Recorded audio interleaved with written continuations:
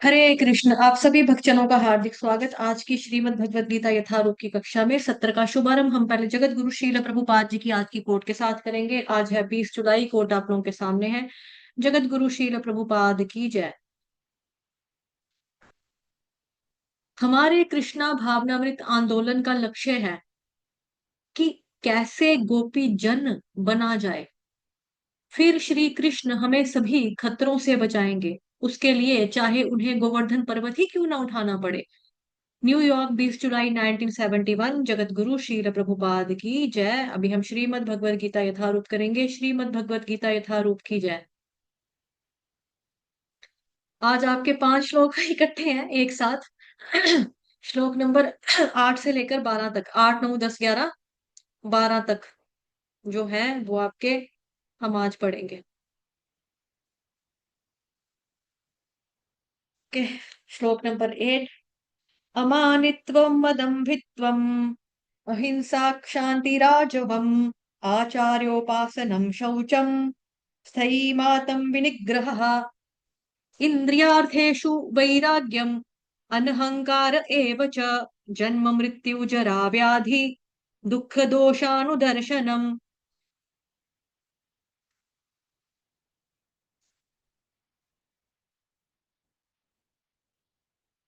असक्तिरन् असक्तिरन्भिषभङ्गः पुत्रदार गृहादिषु नित्यै च समच्चित्तम् नित्यै च समचित्त्वम् इष्टानिष्टोपपत्तिषु मयि चानन्ययोगेन भक्तिरव्यभिचारिणी विविक्तदेशसेवित्वम् अरतिरजन संसिद्धि।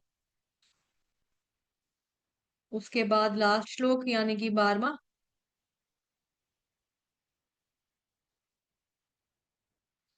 अध्यात्म ज्ञान नित्यं तत्त्वज्ञानार्थ दर्शनम् एतज्ज्ञानमिति प्रोक्तम् अज्ञानं यदतोऽन्यथा।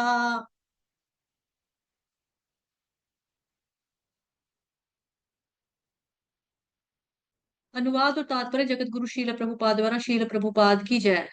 विनम्रता, दंभहीनता, अहिंसा, सहिष्णुता, सरलता, प्रमाणिक गुरु के पास जाना, पवित्रता, स्थिरता, आत्मसंयम, इंद्र तृप्ति के विषयों का परित्याग, अहंकार का भाव, जन्म मृत्यु वृद्धावस्था तथा रोग के दोषों की अनुभूति, वैराग्य, संतान, स्त्री, घर तथा अन्य वस्तुओं की ममता से मुक्ति, अच्छी तथा बुरी घटनाओं के प्रति संभाव, मेरे प्रति यानी कि कृष्ण भगवान कह रहे हैं कि कृष्ण भगवान के प्रति क्या होना चाहिए, निरंतर अनन्य भक्ति, एकांत में स्थान में रहने की इच्छा, जन समूह में से भी लगाव, आत्म साक्षात्कार की महिमा को स्वीकार करना तथा परम सत्य की दार्शनिक खोज, इन सबको मैं ज्ञान घोषित करता हूँ। इसके अतिरिक्त जो कुछ भी है वह सब क्या है, अज्ञान है।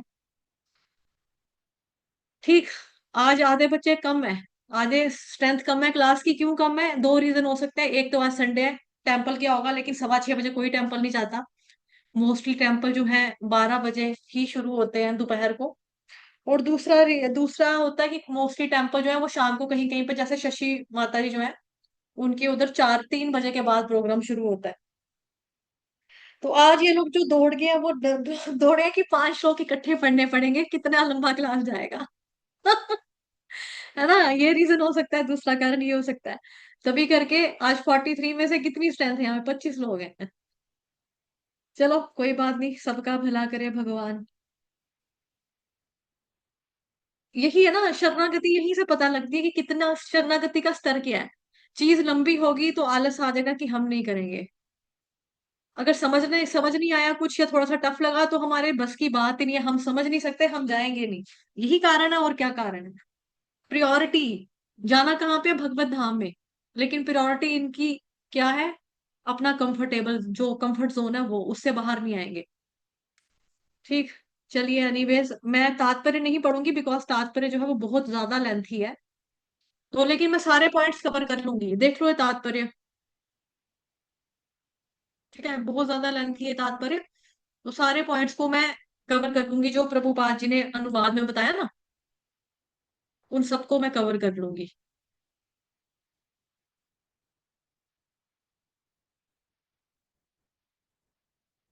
बहुत, है ना। मतलब इसको पढ़ने में ही मुझे 7 बज जाएंगे। देखो कितना लेंथी है। 11 पेज से शुरू हुआ था, 18 पेज तक आपके यहाँ पर बताया जा रहा है कि 10 से श्लोक शुरू हुआ था, 10 से, सॉरी 10 से शुरू हुआ था, 18 8 पेजिस का है। चलिए, तो हम डिस्कस करेंगे इसको ऐसे ही। तो यहाँ पर भगवान जी ने टोटल गुण बताए हैं 20 गुण बताए हैं। और इनको भगवान ने क्या घोषित किया है? भगवान ने इनको घोषित किया है ज्ञान। इन सबको भगवान कह रहे हैं, टोटल भगवान ने 20 बताए हैं गुण इसमें। एक भक्त के अंदर जो 20 गुण होने चाहिए, उसको भगवान कह रहे हैं कि मैं इसको ज्ञान घोषित करता हूं। और इसके अलावा जो कुछ भी है वो क्या है? वो सब अज्ञान है। ठीक है जी, ये बात याद रखेंगे। और इनके अलावा जो कुछ भी है वो सब क्या है? अज्ञान है। ये पांचों के पांचों जो है फेमस श्लोक हैं। ये 20 गुण जो भगवान ने बताए हैं, वो किसी कारण के या किसी का प्रभाव नहीं है। ना तो वो किसी कारण का प्रभाव है, ना वो प्रभाव है किसी चीज का, ना वो कारण है। ठीक है। जैसे हमने पढ़ा, हमने कल तक जो हम पढ़ रहे थे, देखती हूँ अगर कुछ मिल जाता है यहाँ पे तो फोटो ना बनानी पड़े मेरे को। जैसे हमने हमने सबसे पहले क्या पढ़ा था? देखो, हमने सबसे पहले पढ़ा था,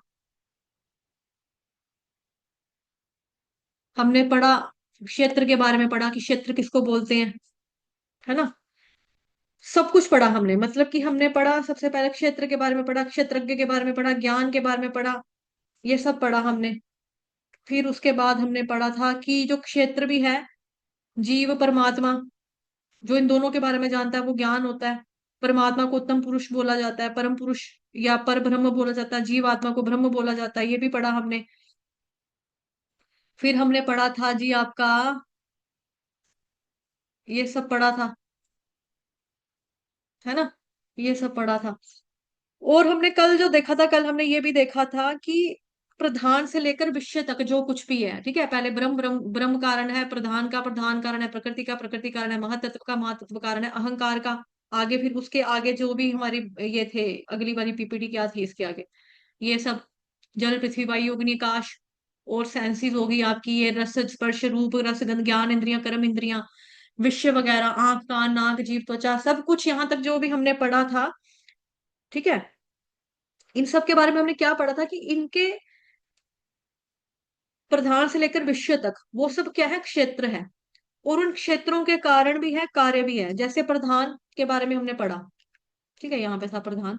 जैसे प्रधान के बारे में हमने पढ़ा था, प्रधान, प्रधान से फिर प्रकृति, प्रकृति से प्रकृति के गुण, सतोगुण रजोगुण तमोगुण, उससे मन बुद्धि अहंकार महतत्व, फिर उसके बाद 5 आपकी ज्ञान इंद्रियां, 5 आपकी करण कर्म इंद्रियां, इन सबको कहा जाता है क्षेत्र। और इन क्षेत्रों के कारण भी होते हैं, सबके कार्य और कारण होते हैं, मतलब उनके प्रभाव भी होते हैं। कारण कार्य का हमने देखा था ना, जैसे ये एग्जाम्पल भी देखी थी। तो इन क्षेत्रों के क्या है? सबका कारण भी है, सबका प्रभाव भी है। और साथ ही हमने देखा था इच्छा द्वेष सुख दुख, उनका कारण समझा कि जैसे अगर आपके पास इंद्रियां हैं, अंदर आपके मन है, मन जो है अंतर क्रिया अंतरकरण क्रिया आपकी मन, क्या इंद्रिय किसको बोला है? मन को बोला गया। तो मन हमें बताता है, मन इच्छा प्रकट करता है। इंद्रियों के माध्यम से मन जो होता है, प्लीज अपना अपना कैम ऑन कीजिए। इंद्रियों के माध्यम से मन क्या करता है? आपको आपसे डिमांड करेगा। डिमांड क्या करता है? कि मेरे को वो लेकर दो, मेरे को वहां लेके चलो, वो देखो वहां पे कितनी अच्छी खुशबू आ रही है, हा हा हा हा हा, लगता है कोई साथ ही पॉपकॉर्न की रेडी आई है, चल चल पॉपकॉर्न खाएंगे, मन बोलेगा ऐसे जाकर। तो हम क्या करते हैं? हम जैसे कुछ भी एक्स वाई जेड कोई भी आप एग्जांपल लगा लो, जैसे हम कोई चीज चम्मच से भी खाते हैं, जैसे वो होते हैं ना, मक्की का क्या बोलते हैं उसको, क्या बोलते हैं उसको, स्वीट कॉर्न। स्वीट कॉर्न नहीं होते? स्वीट कॉर्न वो मिलते हैं सड़कों के ऊपर, स्वीट कॉर्न में टमाटर खीरा डाल के दे देते हैं। तो स्वीट कॉर्न को हम चम्मच से खाते हैं। हम चम्मच से खाते हैं, हम चम्मच को नहीं खाते हैं। पहले भी मैंने आपको ये उदाहरण दिया था। उसी तरह से हम लोग क्या कर रहे हैं? हम लोगों को लगता है कि हमारी जीभ खा रही है, जीभ स्वाद ले रही है, बट वास्तव में स्वाद आपके अंदर बैठा हुआ मन ले रहा है। मन और बुद्धि ये चीजें आपको बताती है। मन बुद्धि अहंकार, अहंकार क्या है कि मैं बोलूं कि मैं एक लड़की हूँ, मेरे पास सुंदर सुंदर कपड़े होने चाहिए भाई। सारी लड़कियों के पास इतनी सुंदर सुंदर ड्रेसेस है, मेरे पास भी सुंदर कपड़े होने चाहिए। ऐश्वर्या राय ने जैसी ड्रेस पहनी है मैं वैसी ही ड्रेस पहनूंगी, पापा मुझे लेके दो। तो या फिर चलो मैं जॉब करती हूँ अपना, तो मैं बोलूँ कि चलो आज मैं शॉपिंग मॉल में जाऊंगी क्योंकि मैं लड़की हूँ, मेरे को सुंदर दिखना है, मेरे पास अच्छे अच्छे कपड़े होने चाहिए, लेटेस्ट डिजाइन के सुंदर कपड़े होने चाहिए। मैं गई मॉल के अंदर, अंकल ये ड्रेस कितने की है? उसने बोला 20,000 रुपए की बेटा। तो मैं कहूंगी हाय मैं लड़की हूँ, मुझे लेना चाहिए 20,000 का। बुद्धि मेरे कहेगी 20,000 रुपये तेरे पास है तेरे पास 20,000 रुपया? तू काम क्या करती है? क्लर्क की तू नौकरी करती है, तेरे पास 20,000 कहाँ से आया? कहाँ से लेगी ये ड्रेस? लेकिन अहंकार कह रहा है कि नहीं तू लड़की है, तुझे सुंदर दिखना है, तेरे पास होना चाहिए, क्लास में सभी बच्चों के पास अच्छे अच्छे कपड़े हैं, तू क्या पहन के आती है, तेरे पास भी होने चाहिए। ये आ गया मेरा अहंकार। बुद्धि मेरे को बता रही है कि तू ये नहीं कर सकती, तेरी हैसियत से बाहर है 20,000 रुपए का कपड़ा खरीदना, तू नहीं ले सकती। मन कह रहा है कि नहीं मेरे को चाहिए। ये मन बुद्धि अहंकार। इस तरह से हमको जो डिफ्रेंशिएट भी करना सिखाता है, ये कौन बताता है? हमारी बुद्धि बताती है। तो इच्छा मेरी हुई, लेकिन इच्छा से क्या होता है, हमारे इच्छा आती है कि भी मैं कपड़ा ले लूं, लेकिन मेरे पास वो ड्रेस नहीं है। अगले दिन वही ड्रेस जो है ऑफिस में सेम लड़की पहन के आ गई, मेरा दिल जलने लगा, है ये तो मैं लेना चाहती थी, इसके पास कहाँ से आ गई? तो ये होगी द्वेष की भावना। होता ना दफ्तर में, यार ये तो मैं चाहता था, आईफोन सीरीज तो मैं लेना चाहता था, इसके पास कहाँ से आ गया? ये क्या हो गया? द्वेष आ गया यहाँ से आपका। फिर आपको अगर आपके पास वो चीज मिल गई, आपके पास मानो 20,000 रुपया सचमुच में था, आपके पास वो ड्रेस आ गई, आपको वो सुख मिला कि वाह मेरे पास, मैंने जिसको चाहा वो मुझे मिल गया, मैं ड्रेस चाहती थी लेना मेरे को मिल गई, तो ये क्या हो गया? सुख हो गया। उसके बाद दुख क्या है कि मेरे पास नहीं है, काश मेरे पास पैसे होते, काश मैं ये ले लेती। तो ये हमने कल पढ़ा था, इच्छा द्वेष सुख दुख, उनका कारण समझा कि ये क्यों उत्पन्न होते हैं। चीज आपको मिल गई तो आप सुखी हो गए, चीज आपको नहीं मिली तो आप दुखी हो गए, सिंपल सी बात। मन के मुताबिक मिला तो अच्छी बात है, मन के मुताबिक ना मिला तो बुरी बात होगी हमारे लिए, तो हमको दुख लगेगा। लेकिन एक फिल्म थी सनम तेरी कसम, जिसमें पाकिस्तानी एक्ट्रेस ने काम किया था, बड़ी अच्छी फिल्म थी, जिसमें लड़की बीमार हो जाती, कैंसर होता है, वो मर जाती है। उसमें उसके जो पापा होते हैं वो कहती है ना, मेरे पापा कहते हैं मन का हो तो अच्छा और मन का ना हो तो और भी अच्छा, क्योंकि वो ईश्वर की मर्जी है। ये हम नहीं सीख पाते हैं कि हमें मिला तो ठीक है, ओके, अगर नहीं मिला तो भी इट्स ओके, क्योंकि वो भगवान की मर्जी है, भगवान हमें कुछ और देना चाहते हैं, भगवान की मर्जी नहीं देना चाहते तो दैट्स ओके, इट्स ओके। लेकिन हम क्या करते हैं, हम लोग दूसरी साइड पे होते हैं कि मेरे पास नहीं है उसके पास क्यों है। हम क्या कहते हैं, कैसे कैसों को दिया है, ऐसे वैसों को दिया है, मुझको भी तो लिफ्ट करा दे। हम भगवान से शिकायत करते हैं कि उसको दिया, हाय हाय हाय हाय हाय उसके पास है, ओए ओए ओए छी छी छी छी, इसके पास भी है, हाय यार मेरे पास ही नहीं है। भगवान कैसे कैसों को दिया है, ऐसे वैसों को दिया है। तो यहाँ पे क्या पता लग रहा है? द्वेष पता लग रहा है ना, जलन हो रही है आपको कि उसके पास है मेरे पास तो नहीं है। तो ये भी हमने देखा था कि ये आपके इच्छा दुख सुख द्वेष, उनका कारण होता है, ये क्यों उत्पन्न होते हैं। फिर हमने ये भी समझा था कि हम स्वाद कैसे लेते हैं, हम इंद्रियों से स्वाद लेते हैं, और स्वाद लेने वाला कौन है? हमारा मन है। मन का प्रभाव क्या है? तो वो हमने ये भी देखा कि मन आसक्त भी होता है, कि मुझे किसी चीज से अटैचमेंट है, ये मेरा मोबाइल है कितना अच्छा है, इसमें गाने आते हैं बड़े सुंदर सुंदर, इसका कैमरा बड़ा सुंदर है, ये मेरा मोबाइल है। आसक्ति, आसक्ति आपको वस्तु के प्रति भी हो सकती है, आसक्ति आपको किसी व्यक्ति के प्रति भी हो सकती है, आसक्ति आपको भगवान के प्रति भी हो सकती है। बट आपका मन क्या है ना, कि मन को किस तरह से ट्रेनिंग दी है आपने कि आसक्ति कहाँ पे जाकर आपकी रुकेगी। आसक्ति आपको किसी से भी हो सकती है, वस्तु भौतिक वस्तु से हो सकती है, रिश्ते नातों से हो सकती है, मम्मी पापा से हो सकती है, गर्लफ्रेंड बॉयफ्रेंड से हो सकती है, भगवान से आसक्ति हो सकती है। साथ ही मन के और क्या चीज है, मन का प्रभाव और क्या है? विरक्त भी होता है। जैसे कि वही जो आपको मिल गया, उसने आपको धोखा दे दिया, आपका मन विरक्त भी हो गया, वैराग्य भी आपको आ गया उसके साथ ही कि नहीं यार, गलत था मैं गलत गलत चीजों के पीछे दौड़ता रहा, गलत चीजों के पीछे दौड़ता रहा, है ना। तो वो विरक्ति भी आ जाती है आपके अंदर। श्रद्धा भी आपकी होती है, श्रद्धा आपकी किसी वस्तु के प्रति भी होती है, श्रद्धा आपकी किसी साधु जन के प्रति भी हो सकती है, श्रद्धा आपकी अपने रिश्ते नातों में भी हो सकती है, श्रद्धा आपकी भगवान के प्रति भी हो सकती है। भय, भय के बारे में हमने एग्जाम्पल देखी थी कि भाई डर लगता है, डर इंसान को फ्यूचर को लेके लगता है हमेशा। पेपर में गया पास, पेपर देने में निकला, एग्जाम देने निकला तो मेरा पेन टूट गया, तो मेरे पेन गुआच के कह रही हूँ, घूम गए तो, मेरे पेन गुम गए तो, है ना।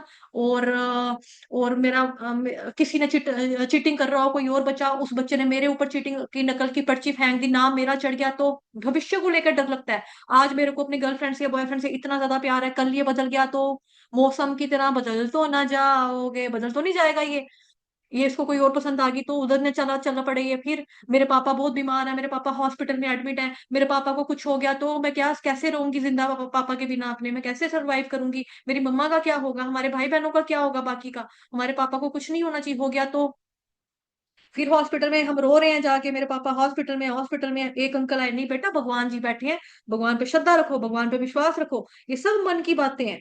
श्रद्धा, भय, डर, आसक्त, विरक्त, संदेह करना, डाउट करना, सब कुछ मन के अंदर है। लेकिन आज जो हमको भगवान यहाँ पर गुण बता रहे हैं, आज हमको भगवान जी यहाँ पे 20 गुण बता रहे हैं, 20 गुण। ये मैंने पीछे बैकग्राउंड की रिवीजन क्यों करवाई आपको, ताकि आपको कंफ्यूजन ना हो कि ये जो 20 गुण आज हम पढ़ने वाले हैं, ठीक है जी, इसलिए बताया ताकि आपको कंफ्यूजन ना हो। जो भगवान यहाँ पे 20 गुणों को बता रहे हैं वो हमारी अंतकरण की जो क्रियाएं हैं, मतलब शरीर के अंदर जो घटित हो रही क्रियाओं का कारण ये गुण नहीं है, वो ये नहीं है। मतलब ये 20 गुण किसी चीज का प्रभाव भी नहीं है, ये किसी चीज का कार्य भी नहीं है। ये किसी क्षेत्र का, अथवा हम लोगों ने जो भी अभी तक 24 तत्व देखे जो आते हैं, है ना, जो भी 24 तत्व देखे, जो भी रिवीजन करवाई, जो 24 तत्व क्षेत्र हैं, इन्हीं 24 तत्वों से हमारा पूरा का पूरा शरीर बना है। जो 5 ज्ञान इंद्रियां, 5 कर्म इंद्रियां, पृथ्वी जल वायु अग्नि आकाश, ये सब बातें 24 तत्व है। ये क्षेत्र का जो विकार है, उस विकार को हम लोगों ने देखा श्रद्धा के रूप में देखा, चेंज हो रही है, श्रद्धा चेंज होती है ना, श्रद्धा चेंज होती है।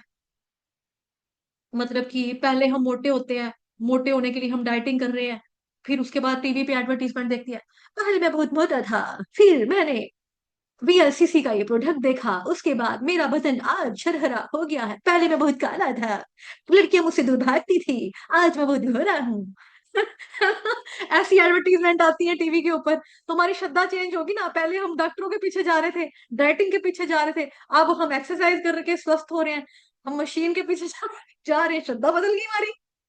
फिर ना श्रद्धा, पहले मैं बहुत काला था, फिर मैंने फेयर एंड लवली लगाई, आज मैं बहुत गोरा हूँ, आज मेरे पीछे लड़कियां आती हैं, हे। इस तरह से कितनी मशहूरियां, कितनी एडवर्टीजमेंट आती है टेलीविजन पे। नापतोल जैसी जो टेलीविजन का चैनल है नापतोल, वो तो भरा हुआ है ऐसी ऐसी अजीबो गरीबो मशहूरियों से, मतलब मशहूरी को क्या बोलते हैं, एडवर्टीजमेंट से, है ना, वहां पे कितना सारा आता है।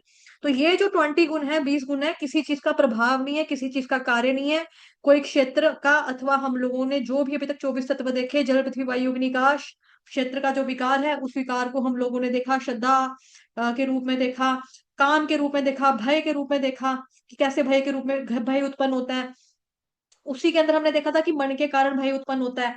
इसी क्षेत्र के प्रभाव के रूप में हमने देखा कि हम इच्छा उत्पन्न करते हैं। इसी प्रभाव के रूप में हमने देखा कि इस वजह से द्वेष भी होता है।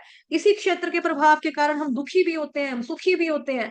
लेकिन अब जो भगवान जी हमें 20 गुण बता रहे हैं आज, ये गुण इस क्षेत्र के प्रभाव के अंतर्गत नहीं आते हैं। इस क्षेत्र के प्रभाव के अंतर्गत ये गुण जो है नहीं आते हैं। ये बिल्कुल अलग चीज है, यानी ये उस क्षेत्र के विकार नहीं है। क्लियर हो गया ये वाला पॉइंट जो इंट्रोडक्शन में सारा बता दिया। कल वाले जो आज कल तक हम पढ़ते रहे और जो हम आज पढ़ने वाले 20 गुण, इसका उससे लेना देना नहीं है। इतनी बात समझ में आई, मोटी मोटी लेना देना नहीं है। आ गया ना समझ में। चलिए आगे चलते हैं, पढ़ते हैं अपना। तो यहाँ पे टोटल 20 गुण बताए हैं। तो 20 गुण जो है वो ये बेसिकली भक्तों के लिए है, और 2 गुण जो है वो ज्ञानी लोगों के लिए भी है। आचार्य हमको बताते हैं कि 20 में से 18 गुण भक्तों के लिए मान्य है। भगवान कह रहे हैं, देखो 13वें क्या 11वें नंबर का जो श्लोक है उसमें भगवान क्या बता रहे हैं। 11 ये देखो, मयि चानन्य योगेन भक्तिरव्यभिचारिणी।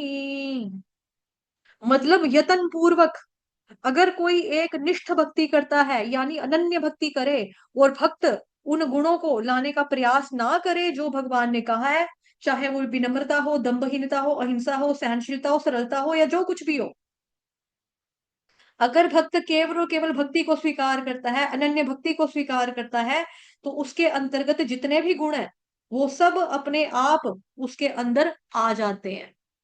ठीक है, प्लीज अपना अपना कैम ऑन कीजिए ताकि मुझे पता लगता रहे कि आप श्रवण कर रहे हैं।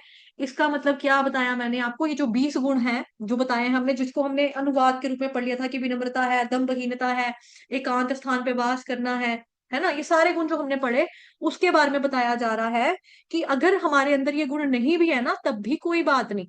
आपने गुणों को अपने अंदर डेवलप करने के लिए जद्दोजहद नहीं करनी, आप खाली कृष्ण की भक्ति करते रहो, अनन्य भक्ति करते रहो, आपके अंदर ये सारे के सारे 20 गुण ऑटोमेटिकली डेवलप हो जाएंगे, विकसित हो जाएंगे, आ जाएंगे। आप इन गुणों को ले सकते हो। कैसे ले सकते हो? भक्ति के माध्यम से ले सकते हो। क्लियर हो गया? क्लियर हुआ? मई चानन्य योगे न भक्ति व्यभिचारिणी। क्लियर हुआ ये पॉइंट? हरि बोल। मुंडिया तो गर्दने तो हिलाओ, हाँ या ना तो बोलो, हाँ कह दे या ना कह दे, तुझ पे ही छोड़ा है ये फैसला। ठीक है, ओके, धन्यवाद। चलिए, तो प्रभुपाद जी ने तात्पर्य में बेसिकली आप लोग अपनी अपनी बुक रखेंगे, अपने पास खोल के ग्रंथ रखेंगे। प्रभुपाद जी ने तात्पर्य में रेफरेंस दिया है श्रीमद् भागवतम महापुराण का 5वें स्कंद का 18वें चैप्टर का 12वें नंबर का श्लोक। उसको रेफरेंस देते हुए, संदर्भ देते हुए प्रभुपाद जी लिख रहे हैं, यस्यास्ति भक्तिर्भगवत्या किंचना स्वैर गुणैस्तत्र सुराहा। अगर किसी ने भक्ति की अवस्था प्राप्त कर ली है, उसमें ज्ञान के सारे गुण विकसित हो जाते हैं। ये बात जो मैं बोली अभी मैंने, ये मैंने नहीं, ये प्रभुपाद जी ने तात्पर्य में बोली है, भागवतम का रेफरेंस देते हुए बताया प्रभुपाद जी ने कि अगर किसी ने भक्ति की अवस्था प्राप्त कर ली है, उसमें ज्ञान के सारे गुण विकसित हो जाते हैं। और फिर कह रहे हैं कि जो अंतिम गुण है, यानी सत्य दार्शनिक खोज, आत्म साक्षात्कार की महत्ता, उसको स्वीकार करना, ये ज्ञानियों के लिए असाधारण है। प्लीज अपना कैम ऑन रखिए, बंद मत कीजिए, मुझे दिखता रहना चाहिए कि आप पढ़ रहे हैं, बुक है, नोट्स बना रहे हैं। क्योंकि मैं पॉइंट्स बोल रही हूँ ना, क्योंकि मैंने तात्पर्य नहीं पढ़ा, बिकॉज मैंने क्या बोला कि मैं इसको कवर कर लूंगी, जब मैं एक्सप्लेनेशन दूंगी आपको, एक्सप्लेन करूंगी तो मैं कवर कर लूंगी। इसीलिए किताब आपके पास खोलना रखो, जहां जहां से मैं बता रही हूँ वहां निशानी मारते रहो कि ये यहाँ से बता रही है। ठीक है, तो मैंने बताया, रेफरेंस आपको दिया भागवत महापुराण को, उसको हाईलाइट कर लो। फिर आगे प्रभुपाद जी ने ये भी बताया कि ये जो गुण है असाधारण है, अंतिम दो गुण, क्योंकि जैसे ही भक्ति करता है एक भक्त तो उसमें पूरे 18 गुण आ जाते हैं। इसलिए व्यक्ति को भक्ति ही करनी चाहिए, केवल भक्ति ही करेंगे तो बाकी जितने भी गुण है वो ऑटोमेटिकली आपके अंदर आ जाते हैं। ठीक है, बाकी गुण जो है उसको बोला जाता है अवांतर, अवांतर माना जाता है उसको। अवांतर किसको बोलते हैं? अवांतर माने जाते हैं, यानी उसके भीतर अनन्य भक्ति ही है। कोई भक्ति करेगा तो ये सब गुण ऑटोमेटिकली आ जाएंगे। अब इन्हीं गुणों को प्रभुपाद जी समझाते हैं, जिसमें बता रहे हैं सबसे पहले विनम्रता। हाईलाइट कर लो, तात्पर्य से करो या फिर वहां से करो, अनुवाद से कर लो हाईलाइट। पहला पॉइंट भी क्या है आपका? विनम्रता, विनम्रता, विनम्रता, विनम्रता, जो कि मेरे अंदर तो बिल्कुल भी नहीं है। लेकिन जो मेरे गुरु महाराज हैं वो एग्जाम्पल है साक्षात विनम्रता के। बताया जाता है कि जो हमारे गुरु महाराज हैं, परम पूज्य क्रतुदास अधिकारी जी महाराज, प्रभुपाद जी के मोस्टली सभी जो शिष्य हैं, डिसाइपल है, वो सभी विनम्रता के विनम्रता से भरे हुए हैं। लेकिन हमारे जो महाराज है उनके लिए खास तौर पे बोला जाता है कि ये सबसे ज्यादा मोस्ट हम्बल डिसाइपल अगर प्रभुपाद जी का कोई देखा गया है तो ये आपके गुरु महाराज देखे गए हैं। और प्रभुपाद जी इतने प्रसन्न थे उनके ऊपर कि प्रभुपाद जी ने अपनी प्रसन्नता से, अपनी खुशी से महाराज जी के सर के ऊपर दोनों पैरों को, अपने चरणों को, चरण कमलों को खुद ही रख दिया था। एक साथ दोनों चरणों को रख दिया था। अदरवाइज देखो, आप साधु संतों के पास जाते हो, आप उनके चरणों पे झुकते हो, वो आपको दूर से आशीर्वाद दे देते हैं, कभी कभी बोलते भी नहीं है, बोलते भी नहीं है। और कभी कभी कोई साधु संत तो होते हैं, वो तो आदमियों को, पुरुषों को भी बोलते हैं कि दूर दूर रहिए, प्रणाम मत करना, दूर रहिए, दूर रहिए, दूर रहिए। लेकिन प्रभुपाद जी की कृपा देखो। और क्योंकि प्रभुपाद जी ने महाराज जी के अंदर कुछ ऐसा गुण देखा होगा ना, तभी करके महाराज जी इतने प्रसन्न हुए कि दोनों चरणों को रख दिया था महाराज जी के सर के ऊपर। तो इन्हीं गुरु को प्रभुपाद जी समझा रहे हैं, सबसे पहले बता रहे हैं कि हमें विनम्र होना चाहिए, अमानित्व होना चाहिए। इस विनम्रता को भगवान कहते हैं कि जिसमें हम अपने आप को मान सम्मान लाने की इच्छा ना रखें, मान शून्यता होना चाहिए। क्या होना चाहिए? मान शून्यता होना चाहिए हमारे अंदर। मान शुड भी जीरो होना चाहिए, जीरो, मान शून्यता। ठीक है, थोड़ा लिख देती हूँ उसको मैं आपके लिए कि हमने विनम्रता में क्या पढ़ा है, विनम्रता से हमने क्या सीखना है। मान शून्यता सीखना है, मान शून्यता। समझ में आ रहा है? हिंदी में लिखूं? हरि बोल।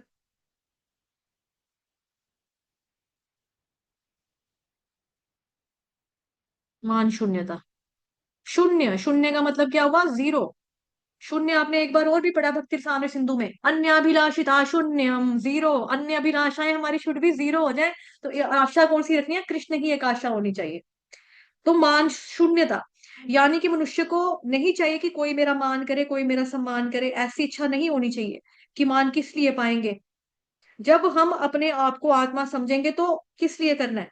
और आत्मा को समझने वाले का मान से कोई मतलब नहीं रहता। अगर कोई खुद को शरीर मानता है, ये शरीर तो कभी भी नष्ट होगा, कभी भी मर जाएगा, तो मान को लेकर क्या करेगा? तो मान को लेकर क्या करेगा? इसीलिए हमें इसके पीछे नहीं पड़ना चाहिए, ये सब क्या है? व्यर्थ है। और प्रभुपाद जी कह रहे हैं कि बहुत लोग चाहते हैं कि हम अपने प्रतिष्ठा धार्मिक गुरु के रूप में करें और अपना प्रचार करना चाहते हैं। जहां तक आध्यात्मिक ज्ञान की वास्तविक प्रगति की बात है, तो मनुष्य को अपनी परीक्षा करनी चाहिए कि वो क्या कर रहा है। मान शून्यता का अर्थ लिखते हुए प्रभुपाद जी हमको बता रहे हैं कुछ बातें, वो मैं ब्लैक बोर्ड पे लिख रही हूँ, यानी कि अपनी व्हाइट बोर्ड। ठीक है। प्रभुपाद जी यहाँ पर हमको पॉइंट्स बता रहे हैं कुछ कि कैसे होना चाहिए। एक तो हमको प्रभुपाद जी ने बताया कि हमें किसी से मान नहीं लेना चाहिए। मान शून्यता में क्या है? किसी से मान नहीं लेना चाहिए। ओके। फिर उसके बाद दूसरा हमें बताते हैं अपनी प्रतिष्ठा नहीं करनी चाहिए। अपनी प्रतिष्ठा, प्रतिष्ठा, प्रतिष्ठा नहीं करनी चाहिए। ये हाईलाइट करूंगी ना तो ये आपको थोड़ा सा याद रहेगा। और आजकल हम लोग क्या करते हैं? हम स्वयं के द्वारा हम खुद की प्रतिष्ठा कर रहे हैं। पहले कोई सम्मान देता था तो हम प्रतिष्ठित होते थे, मतलब कोई आदर सत्कार करता, सम्मान देता तो हम प्रतिष्ठित होते थे। आज के दौर में हम स्वयं वो चीज करना चाहते हैं, तो ये चीजें हमें नहीं करनी चाहिए। और ये भी बताते हैं प्रभुपाद जी कि हम मान शून्य कैसे हो सकते हैं। मान शून्य का जो कहना है, ये हम कैसे हो सकते हैं, मान शून्य कैसे हो सकते हैं, प्रभुपाद जी इसके बारे में भी बताते हैं कि कैसे हो सकते हैं। हम्म। वो बता रहे हैं अगर हम धार्मिक सिद्धांतों का ठीक से पालन करें तो, इसको मैं यहाँ ऊपर लिख दूंगी कि अब कैसे हो सकते हैं।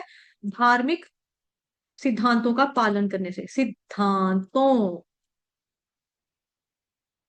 सिद्धांतों का, ये मैंने सिद्धांतों में द आएगा, दवात बना, सिद्धांतों का पालन करने से हो सकते हैं। धार्मिक सिद्धांत का पालन करने से हम क्या हो सकते हैं? ठीक से पालन करें तो हमारे अंदर मान शून्यता विनम्रता आ जाएगी। मतलब जो भक्ति का सिंहासन है, भक्ति की जो कुर्सी है, भक्ति की जो गद्दी है, सिंहासन है, उसको कहा जाता है, विनम्रता को कहा जाता है। भक्ति आती है तो कहाँ पर आके बैठती है? कहाँ पर आके विराजेगी भक्ति? विनम्रता के सिंहासन पर आकर बैठेगी भक्ति। हम अपने आप को मान लेकर मान लेके घूमते हैं कि हम तो इतने बड़े भक्त हैं, हम इतना सब जानते हैं। वो आपको विनम्र नहीं रहने देगी ये चीज। जब आप विनम्र नहीं रह पाओगे तो भक्ति आपके अंदर प्रवेश नहीं करेगी। फिर बाकी के जो 19 गुण है तो फिर वो हमारे अंदर आएंगे ही नहीं, बिकॉज यही मेन है मान शून्यता, यानी कि विनम्रता जो है ना, यही आपकी मेन है। स्टार्टिंग ही है। विनम्रता, विनम्रता, विनम्रता, यही आपका मेन है।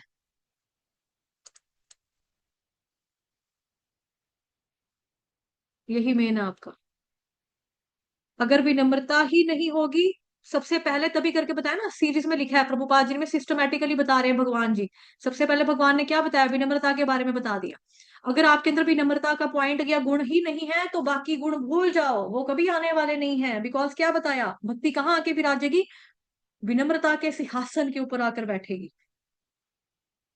अगर ये नहीं होगी तो बाकी के गुण हमें नहीं आएंगे हमारे अंदर। कब आएंगे? जब हम विनम्र होंगे तब आ जाएंगे, तब आएंगे। इसीलिए जब हम विनम्र होंगे तब। और हर व्यक्ति को इसीलिए क्या होना चाहिए? विनम्र होना चाहिए। विनम्र होना अति आवश्यक है। अभी मैं टिप टिप भी दे देती हूँ, चलो जो नहीं है विनम्र वो क्या कर सकता है विनम्रता का गुण पाने के लिए, जैसे कि मैं भी करती हूँ। एक तो जितनी बार भगवान को देखो, गुरु महाराज जी का चाहे चित्र देखो, पट देखो, फोटो बुक, आप उसको उतनी बार नमस्कार करना चाहिए हमें। होता है ना, घरों में हमने मंदिर है, मंदिर कई बार बंद कर देते हैं 12 बजे, उसके बाद लेकिन हमारे दीवारों के ऊपर भगवान जी की फोटो है, उसको भी नमस्कार प्रणाम करना चाहिए।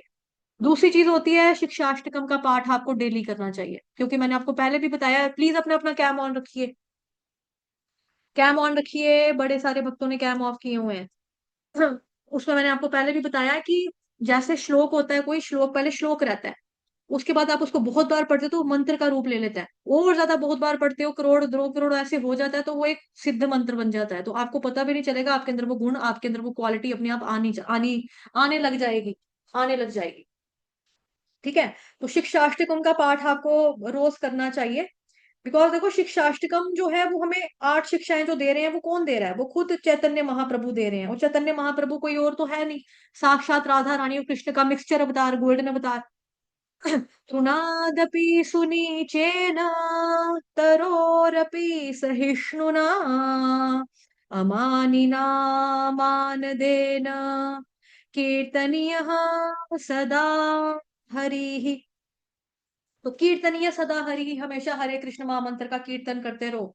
बट हमारे केस में क्या होता था? हमारे केस में उल्टा होता है, जितनी बारी मर्जी तृणादपि सुनी चैन पढ़ाओ, लेकिन जब कोई हमारी ईगो के ऊपर बात आती ना, गया तृणादपि चे तेल लेने के लिए, आ जा तेरे को मैं देखूंगा, तेरे को बताऊं मजा, तू कौन है? मेरे को अपने आप को ज्यादा समझ रहा है, ज्यादा स्टाइल मारता है, आ जा, आ जा, दो दो हाथ हो जाए तुझे, बच्चे खाऊं मजा।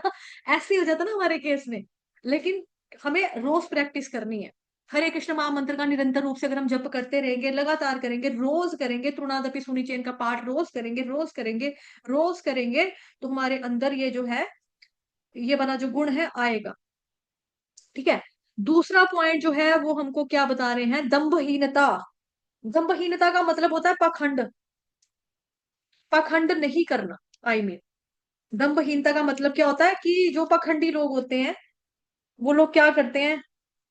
उनके अंदर कपट होता है, छल कपट, ये होता है उनके अंदर। दंभ का मतलब होता है छल कपट पाखंड।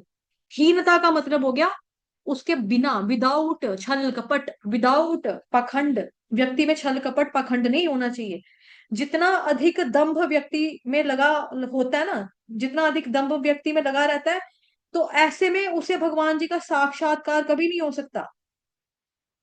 जैसे श्रीमद् भागवतम में भी पढ़ा था, काष्ठ से अग्नि निकलती है। पढ़ा था ना, काष्ठ कष्ट, लकड़ी के अंदर धुआं, अग्नि छुपी हुई है। प्लीज अपने कैम ऑन रखिए, बार बार क्यों बोलना पड़ता है? आप बड़े डीठ हो। बोलना नहीं चाहती मैं ये वाला वर्ड, लेकिन मैंने प्यार से बोला है, मैंने मतलब कि गुस्से से नहीं बोला, प्यार से बोला है। लेकिन मेरे प्यार को प्यार समझते हुए आप लोगों को कैम ऑन करना चाहिए। ठीक है, ताकि मुझे लगे कि हाँ, आप पढ़ रहे हैं, अच्छे से सुन रहे हैं। तो दो लकड़ियों को आपस में रगड़ने से या रब करने से अग्नि निकलती है। लेकिन अगर एक भी लकड़ी गीली हो, तो उस लकड़ी को कितना भी ज्यादा घिस लो, उसमें से अग्नि प्रकट नहीं होने वाली। तो एक है गुरु, दूसरी लकड़ी है शिष्य। एक है गुरु, दूसरा है शिष्य। जब दोनों एक साथ आते हैं तो फिर ज्ञान की अग्नि प्रज्वलित होती है। लेकिन अगर गुरु या शिष्य में से कोई एक भी अगर पाखंडी है, मतलब यानी एक लकड़ी उसमें से गीली है, एक भी लकड़ी गीली है, या फिर पाखंडी गुरु है, या फिर गुरु बहुत अच्छा है लेकिन जो चेला है, शागिर्द है, वो पाखंडी है। ठीक है। या फिर जो चेला है वो बहुत अच्छा है, गुरु पाखंडी है, तो फिर अग्नि नहीं पकड़ेगी लकड़ी, आग नहीं लगेगी। और आजकल की दुनिया में गुरु शिष्य दोनों ही क्या है? दम्भ है। तो दम्भहीनता दोनों में होना बहुत ज्यादा जरूरी है। तो जिस तरह से सदगुरु मिलना बहुत दुर्लभ है, उसी तरह से सत शिष्य मिलने भी बहुत दुर्लभ है। सिर्फ कोई प्रमाणिक बने कि हम सदगुरु हैं, मैं प्रमाणिक हूं, उससे बात नहीं बनती। वाकई सदगुरु बनना पड़ता है, कृष्ण से आसक्त होना पड़ता है, भक्ति करनी पड़ती है, और भक्ति का जो ज्ञान देने वाला गुरु होता है, जो कृष्ण तत्व का ज्ञान देता है, वही वास्तव में सही गुरु है। और ऐसा व्यक्ति जो गुरु से आसक्त है, कृष्ण से आसक्त है, ऐसा व्यक्ति बेसिकली क्या कहलाता है? दंभहीन कहलाता है। तो दंभहीनता का होना बहुत ज्यादा जरूरी है। जितना ज्यादा व्यक्ति दंभहीन होगा, उतना ज्यादा ज्ञान को लेकर वो उत्सुक होगा। और जो मैंने आपको बताया ना, विनम्रता, विनम्रता भी क्या होती है कि मानो कि जो हमारे हाथ हैं, मतलब मैं अभी नहीं कर सकती अपना कैम ऑन, क्योंकि मेरा कैम खराब हुआ पड़ा है, पता नहीं इसको क्या हो गया यहाँ पे। या तो ब्रांड विड्थ के ऊपर असर है, कुछ प्रॉब्लम है। तो मैं आप में से एक डिवोटी से बोलूंगी कि वो पार्टिसिपेट करे। कौन करना चाहेगा एक्टिविटी में पार्टिसिपेट? करके एक्शन करके दिखाना है। एक्शन करके दिखाओ, कौन करके दिखाएगा एक्शन? सिंपल है, मैं बोलूंगी आपको, वैसे वैसे एक्शन करना है। कोई भी नहीं करेगा, भाव्या प्रभु क्लास में नहीं है। एक माता जी ने हैंड रेस किया कि मैं करके दिखाऊंगी, नीलम कुमारी माता जी। माता जी अपना कैम ऑन कीजिए, मैं आपको हाईलाइट करती हूँ, अपना कैम ऑन करो। ताकि सभी डिवोटी आपको देख पाए। कैम कैम कैम, यहाँ पे आपका क्या बोलते हैं उसको, वो कहाँ पे जाता है, वो तो ना एक स्पॉटलाइट, हाँ मिल गया। देखो, नीला माता जी आपको क्या करना है, अपने हाथों का कटोरा बनाना है। हाथों का कटोरा बनाओ, ये देखो, ठीक है, हाथों का कटोरा बन गया। जितना ज्यादा व्यक्ति हाथ खोल के रखेगा, हाथ के कटोरे को खोल के रखेगा, उतना ज्यादा व्यक्ति ज्ञान को प्राप्त कर सकेगा, ज्ञान का पान कर सकेगा। मानो इसमें ज्ञान की धारा बह रही है, धारा गिर रही है, तो आप इसका पान करोगे। पान कैसे करोगे, पियोगे कैसे ज्ञान को, पी के बताओ। ऐसे करके ज्ञान का पान करेगा। लेकिन जितना ज्यादा व्यक्ति अपने हाथों को बंद करके रखेगा, बंद करके रखो, जैसे कहते हैं ना, बंद ऐसे वाला बंद नहीं, जैसे हम हाथों में बाजू में बाजू डाल के बंद कर देते हैं, बाजू में बाजू ऐसे करके अगर कोई बैठेगा तो ज्ञान कहाँ से लेगा। या फिर कमर के ऊपर हाथ रख के खड़े हो जाओ, 2 मिनट कमर के ऊपर हाथ रखो। कोई ऐसे करके खड़ा रहेगा तो ज्ञान कहाँ से लेगा, तड़ में रहेगा तो ज्ञान कहाँ से लेगा। तो ज्ञान का कटोरा, ज्ञान के लिए हाथ जो है हमें कैसे खोल के रखने हैं, माता जी फिर से एक बार बताओ। इस तरह से कटोरा, ज्ञान का कटोरा। हाँ, इस तरह से जो गुरु जन होंगे, जो साधु जन होंगे, वो आपके अंदर ज्ञान की धारा फेंकते रहेंगे, डालते रहेंगे, तो आप ज्ञान का पान करते रहेंगे। पान कीजिए, पान करते रहेंगे ऐसे करके। लेकिन अगर अपने हाथ बांध के रखेंगे कमर के ऊपर, या जैसे बताया माता जी ने एक्शन करके, बताइए फिर से एक बारी, हाथों को बाजू में घुसेड़ के ऐसे करके रखेंगे, तो ज्ञान कहाँ से प्राप्त होगा, ज्ञान मिलना असंभव है ऐसी कंडीशन में। क्लियर हुआ, देखकर समझ में आया। हरी बोल, हरी बोल, बोलिए बोलिए। समझ में आ रहा है, एक्शन करके, दिखकर, पिक्चर देख के समझ में आ रहा है। जी हरी बोल। जी हरी माता बोल। जी, जी माता जी, हरी बोल। जी आ रहा है माता जी। बहन के लिए प्रसाद विनम्रता चाहिए। आज मैं बात ना बनाऊंगी, मैं मंदिर जा रही हूँ माता जी। हरे हाँ माता कृष्णा। जी, कोई बात नहीं माता जी, कोई बात नहीं माता जी। मालूम है मेरे को, आप लोगों से बहुत बार रिक्वेस्ट की गई है कि जब आपको सवाल पूछा जाता है तो उसी सवाल का उत्तर दिया कीजिए। अपनी राम कहानियां नहीं सुनाया कीजिए कि मैं यहाँ जा रही हूँ, मैं वहां जा रही हूँ, मेरा ये हो जाएगा, मेरा वो हो जाएगा। ओके, जस्ट लीव लिख दो, मेरे को मैसेज कर सकते हो प्राइवेट। लेकिन जब आपसे सवाल पूछा जाता है कि आपको समझ में आ रही है, उसका आपने नहीं बोला समझ में आ रहा है कि नहीं आ रहा, मैं जा रही हूँ, ये नहीं करते हैं माता जी। बहुत सीनियर डिवोटी हो, सॉरी, मतलब कि आप मेरे से भक्ति में काफी आगे हैं, उम्र में काफी आगे हैं, बट ये चीज करना अच्छी बात नहीं है। मतलब मेरी क्लास में तो चलो चल जाएगा, मैं तो कुछ नहीं हूँ, लेकिन आगे किसी की क्लास में आप ऐसे नहीं करना, ये चीज अच्छी नहीं होती है। ठीक है, चलिए अगले गुण के बारे में बात करते हैं। तो दंभहीनता भी हमने देखा और विनम्रता भी हमने देख ली। अगला गुण बताया जा रहा है अहिंसा का। अहिंसा का अर्थ प्रभुपाद जी लिखते हैं, चलो इसको मैं आपको बताती हूँ लिखकर। ठीक है, अहिंसा सत्यम अक्रोधस, ये भी आपने 16 चैप्टर में भी पढ़ा है, या चीज, ये चीज जो है आपने वहां पर भी पढ़ी है। क्या बोलेंगे उसमें, 12th चैप्टर में भी था, जो गुण आते हैं भक्तों के, वहां पर भी हमने पढ़े हैं अहिंसा।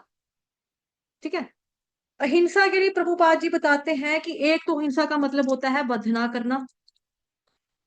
ठीक है, हम करते हैं ना वध ना करना, क्योंकि हमारा देखो 4 रेगुलेटरी प्रिंसिपल में ही एक आता है कि नो, मतलब कि वेज, क्या बोलते हैं, नॉन वेज नहीं खाना, यानी कि जीव हत्या नहीं करनी, मीट अंडा मछली मांस ये सब नहीं खाना है आपको। तो पशु का वध नहीं करना, वध नहीं करना, या फिर किसी इंसान की भी हत्या नहीं करनी। हम लोग कर देते ना, किसी ने ये गर्लफ्रेंड मेरे को पसंद थी, ये लड़का कहाँ से आ गया बीच में, चाकू मारो इसको, मार दो, उसका वध कर दिया, जलसी जलन के कारण, जैसे आजकल बहुत सारे हो रहे हैं समाज में। आप देख रहे हो कि बड़े सारे मानव की हत्या हो रही है। प्लीज अपना अपना कैम ऑन रखिए। मानव की हत्या हो रही है कि जैसे रिसेंटली आपने देखा, लड़की हनीमून पे पति को ले गई और वहां पे जाके मार दिया, एक ने ड्रम में डाल के मार दिया, कोई दहेज के लिए लड़कियों को मार रहा है। तो ये क्या कर रहा है, ये इंसान का भी तो वध हो रहा है ना, जीवात्मा तो है, चाहे पशु के अंदर हो या इंसान के अंदर हो, चाहे प्रॉपर्टी के लिए कोई कत्ल कर रहा है, चाहे कोई ऋषि के लिए कत्ल कर रहा है। दिल्ली जैसी जगहों के ऊपर तो ऐसा हाल है कि गाड़ी किसी ने ठोक दी, गाड़ी बज गई, तो अंदर से क्या बोलते हैं, बेसबॉल का वो बैट निकालेंगे और पूरा सिर सुर फाड़ देंगे बंदे का, या गोली निकाल के गोली चला देते हैं, गोलियां मार देते हैं। तो लोगों के अंदर पेशेंस तो है ही नहीं, तो क्या कर रहे हैं, कत्ल कर रहे हैं, सरेआम कत्ल कर रहे हैं। तो प्रभुपाद जी बता रहे हैं कि वध ना करना, वध ना करना में पहले तो पशु का वध ही आता था, कि लोग इंसान के को तो नहीं मारते थे, इंसान के लिए तो कहते थे इंसान का इंसान से हो भाईचारा, यही पैगाम हमारा। लेकिन आजकल नहीं है, आदमी हूं आदमी से प्यार करता हूं, आजकल वो बात नहीं है। आजकल नहीं है। आजकल है, हम आपके हैं कौन, जो हमारा नहीं है उसको मार दो, खत्म कर दो, अपना अपना बचाओ, बस अपना बचाओ। आजकल उल्टा हो गया है। तो प्रभुपाद जी बता रहे हैं कि किसी की हत्या नहीं करनी चाहिए, किसी का भी हमें वध नहीं करना चाहिए, वेदर चाहे कोई इंसान हो चाहे कोई पशु हो, हमको कोई भी किसी भी जीवात्मा को मारने का अधिकार नहीं दिया है। ठीक है। दूसरा है कि दूसरे को किसी मुसीबतों में भी नहीं डालना है। इसको क्या बोलेंगे शुद्ध हिंदी में, अन्यों को विपत्ति विपत्ति में ना डालना। ये भी क्या है, आपकी अहिंसा के अंदर आएगा, कि किसी को मुसीबत में डाल देना, वो भी नहीं करना। तीसरा बताते हैं कि अगर, ये बहुत इंपॉर्टेंट है, अगर कोई व्यक्ति प्रचार नहीं करता तो क्या है, तो वो दूसरों के प्रति हिंसा कर रहा है। प्रचार ना करना क्या है, प्रचार प्रचार ना करना हिंसा है, हिंसा है। आपको पता लग गया कि भगवान कौन है, कृष्ण ही भगवान है। एते चांश कलापुंस कृष्णस्तु भगवान स्वयं, आपको तो पता लग गया, दूसरों को बताया क्या, नहीं। हमारे सानू की, दूसरों को बताने की बारी है सानू की। जो मर्जी करे, भगवान को माने माने नहीं माने ना माने, लगा रहे देवी देवता की शरण में, लगा रहे साईं बाबे की शरण में, हम क्या करें, सानू की। हम ऐसे बोल दें अगर, तो फिर वो कह रहे हैं ये चीज गलत है। जो व्यक्ति कृष्ण का प्रचार नहीं करता, अब देखो कई बार ये मन में आपके सवाल आ जाएगा कि माता जी कह रही कि प्रचार नहीं करता वो हिंसा कर रहे हैं तो हमें तो प्रचार करना नहीं आता है, हमें तो बोलना नहीं आता, हम तो हाजिर जवाबी नहीं है, हमारे अंदर तो दिमाग के अंदर प्रचार करते वक्त दिमाग के अंदर ये एग्जाम्पल स्ट्राइक नहीं करती, गाना नहीं आता हमें सिचुएशन के हिसाब से बोलना, पोएम नहीं निकलती हमारे मुंह से, हम एग्जाम्पल देके नहीं बता सकते, हम क्या करें। सिर्फ किसी को ये बताना कि कृष्ण ही भगवान है, ये प्रचार है। सिर्फ ये बताना कि कृष्ण भगवान है, कृष्ण का नाम जपा करो, हरे कृष्ण महामंत्र का जप करो, यही बताना क्या है, प्रचार है। राधा रानी का नाम लो, यही बताना क्या है, प्रचार है। दो डिवोटीज ने हैंड रेस किए हैं, नीतू चौहान माता जी, विकास प्रभु जी। जी प्रभु जी, जी माता जी, बताइए। माता जी वो तो पहले का हो रखा, मुझे ध्यान पहले था करना ना। ध्यान। ओके ओके, हाँ जी जी प्रभु बोलो। माता जी एक सेकंड स्क्रीन शेयर कर दो प्लीज। स्क्रीन शेयर करनी है, ओके। जी जी जी, अहिंसा वाला 2 पॉइंट ने लिखे हैं अभी तक। हाँ प्रभु जी, मैंने कर दी कर दी कर दी। अहिंसा का मतलब थैंक यू होता है सो किसी मच का वध माता ना जी। करना, वध ना करने में दोनों आ जाएंगे, पशु भी आ जाएगा आपका, जीवात्मा मतलब सारी जीवात्माएं आ जाएंगी, किसी को भी हर्ट नहीं करना, चाहे वो पानी का जीव जंतु मछली हो, मछली जल की रानी है, जीवन उसका पानी है, हाथ लगाओ डर जाएगी, बाहर निकालो मर जाएगी, वो भी नहीं करना आपको। ठीक है। कई लोग होते हैं कि हम खुद तो नहीं खाते लेकिन हमारा काम है, बिजनेस है, वो भी नहीं करना है, वो भी गलत है। और कोई कहता है कि हम मैं खुद तो नहीं खाती बट मैं अपने घर में अपने हस्बैंड को बना कर देती हूँ, वो भी गलत है, वो भी गलत है। कोई कहता है कि हम बस सर्व करते हैं, बनाते तो मैं भी नहीं हूँ, बनाता तो नौकर बनाता है, नौकर बना के चला जाता है, लेकिन मेरे हस्बैंड ने खाना होता है रात को खाना, तो मैं बस सर्व करती हूँ। सर्व करना भी गलत है, ये भी गुनाह है, ये भी पाप है। क्योंकि प्रभुपाद जी बताते हैं, शास्त्रों में हमारे लिखा है, खाने वाला, बनाने वाला, हत्या की ऑर्डर देने वाला, ये सब बराबर के पापधारी हैं। थाली सजाकर लाने वाला, प्रेजेंटेशन करने वाला, ये क्या बोलेंगे फूड की, कि ये देखो ऐसे सजाया, इसके ऊपर धनिया डाला, ये नींबू मिर्च रखी है साइडों में, सुंदर बनाया, ये सारा पापी है, ये पाप वाले में आएगा, ये नहीं करना है हमें। उपासक के लिए ऐसी चीजें करना सही नहीं है, सही नहीं है। कोई बड़ा ही खड़बी बंदा हो, किसी का बड़ा खड़बी बंदा हो, चलो ठीक है लहसुन प्याज वाला खाना खा रहा है, इट्स ओके, इट्स ओके। बड़ा खड़बी बंदा हो कि बात तलाक तक पहुंच जाए, पीछे माँ बाप भी नहीं बैठे हैं सहारा देने वाले, भाई भाभी भी बदल चुके हैं, या भाई भाभी भी नहीं है, मायके में, मायके का दरवाजा बंद, ससुराल में से निकाल दिया जाएगा, तो बहुत रेयर केस में औरत जात के लिए मजबूरी का बन सकता है, ठीक है। लेकिन ऐसे ही अगर आप, आपकी अंडरस्टैंडिंग आपके हस्बैंड के साथ है और आप खाली प्यार प्यार की वजह से ये चीज कर रहे हो, तो ये गलत कर रहे हो। आप उसको समझाओ, अगर आपके पति आपसे प्यार करते हैं तो उनको आपकी बात समझेंगे ना वो। आप उनको बोलो कि भाई ये गुनाह है, ये पाप है, तो आप घर से बाहर खा लिया करो, या खुद बनाया करो, खुद ही अपनी प्लेट उठाओ, खुद ही अपना प्लेट मांजो, मैं नहीं धूंगी ये वाला बर्तन आपका जूठा, ना मैं लगा लगा के दूंगी ये। हाँ, ठीक है।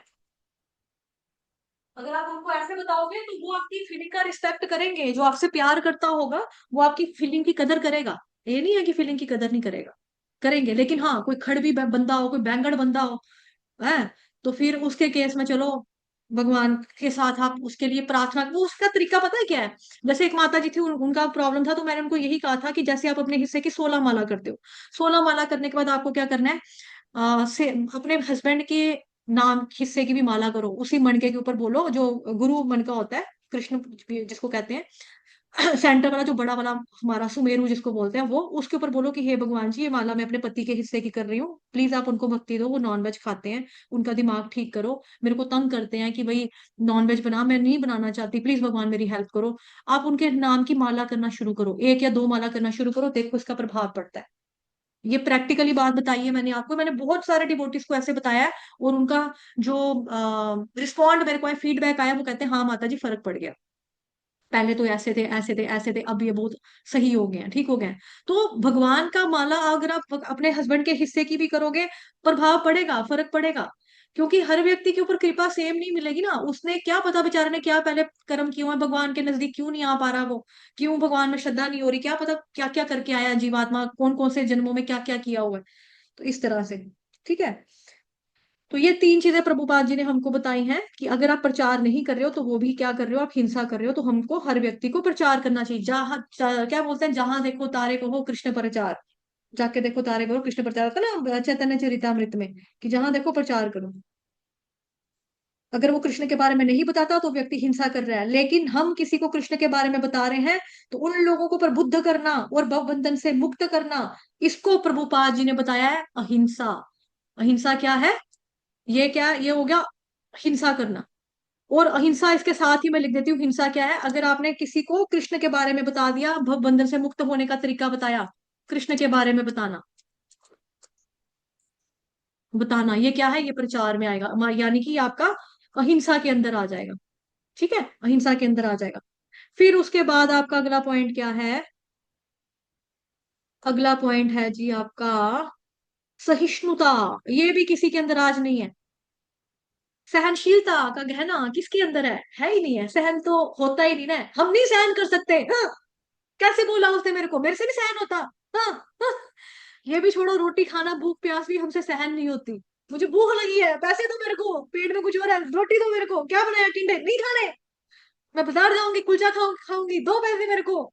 हम कितनी जल्दी बोलते हैं, क्या बनाया मम्मा, टिंडे नहीं, सहनशीलता, हमें सहन करना चाहिए, छोटी से छोटी चीजें देखो, घर की बेसिक एग्जाम्पल है, आज घर में टिंडा बना है, लौकी बना है, करेला बना है, आपको पसंद नहीं है, लेकिन इट्स ओके, उसके गुण तो है, क्वालिटीज में, भगवान ने सब्जी बनाई है जो भी बनाई है, और भगवान को भोग रखकर प्रसाद के रूप में आपके सामने मम्मा ने थाली दी है, तो उसको रिस्पेक्ट करके खाना चाहिए।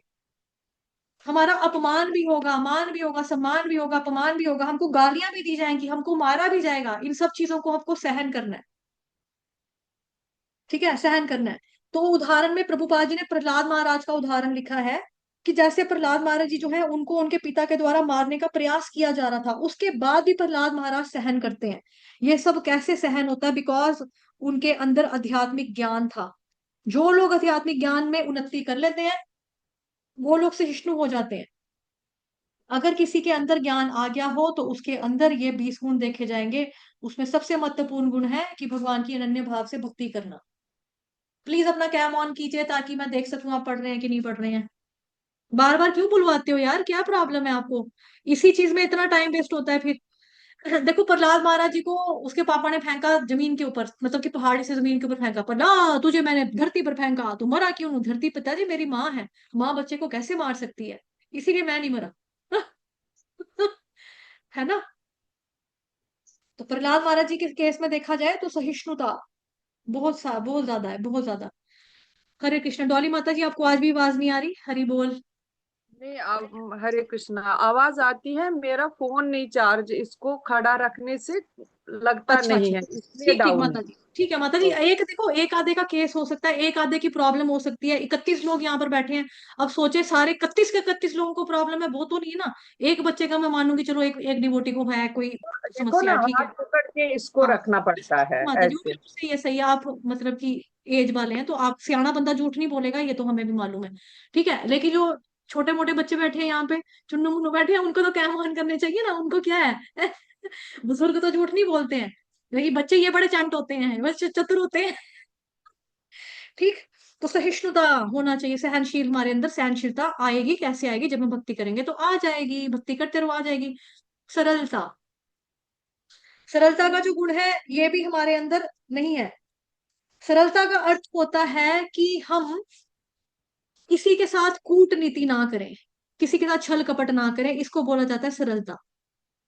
कोई छल नहीं, कोई कपट नहीं, कोई फेर फिलाव नहीं, कोई बातों को त्रोड़ त्रोड़ मरोड़ के बोलना इस तरीके से, जैसे पॉलिटिशियंस करते हैं उस तरीके से, डिप्लोमेटिक लोग करते हैं उस तरीके से करना, सरलता।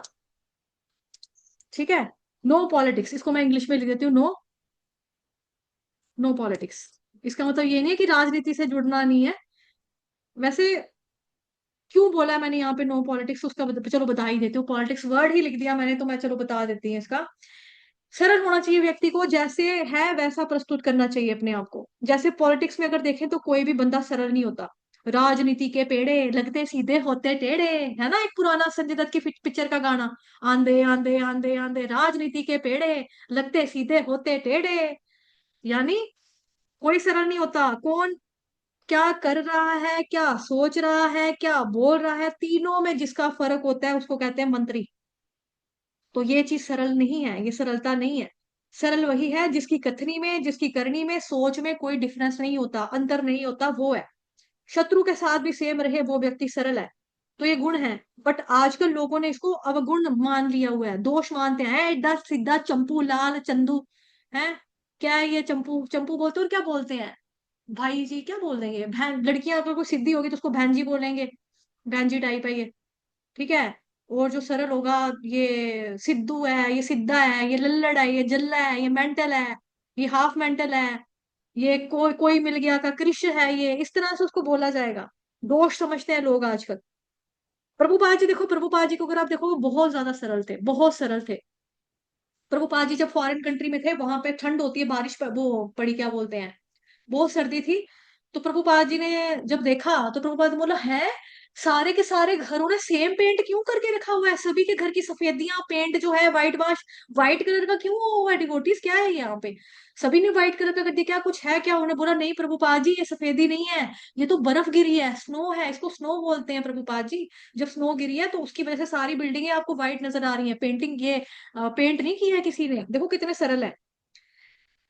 अब प्रभुपाद जी को पता लगा कि सिटीजनशिप जो लेगा वो यहाँ पे परमानेंट वास भी कर सकता है, प्रचार के लिए प्रभुपाद जी रहना चाहते थे वहां पे।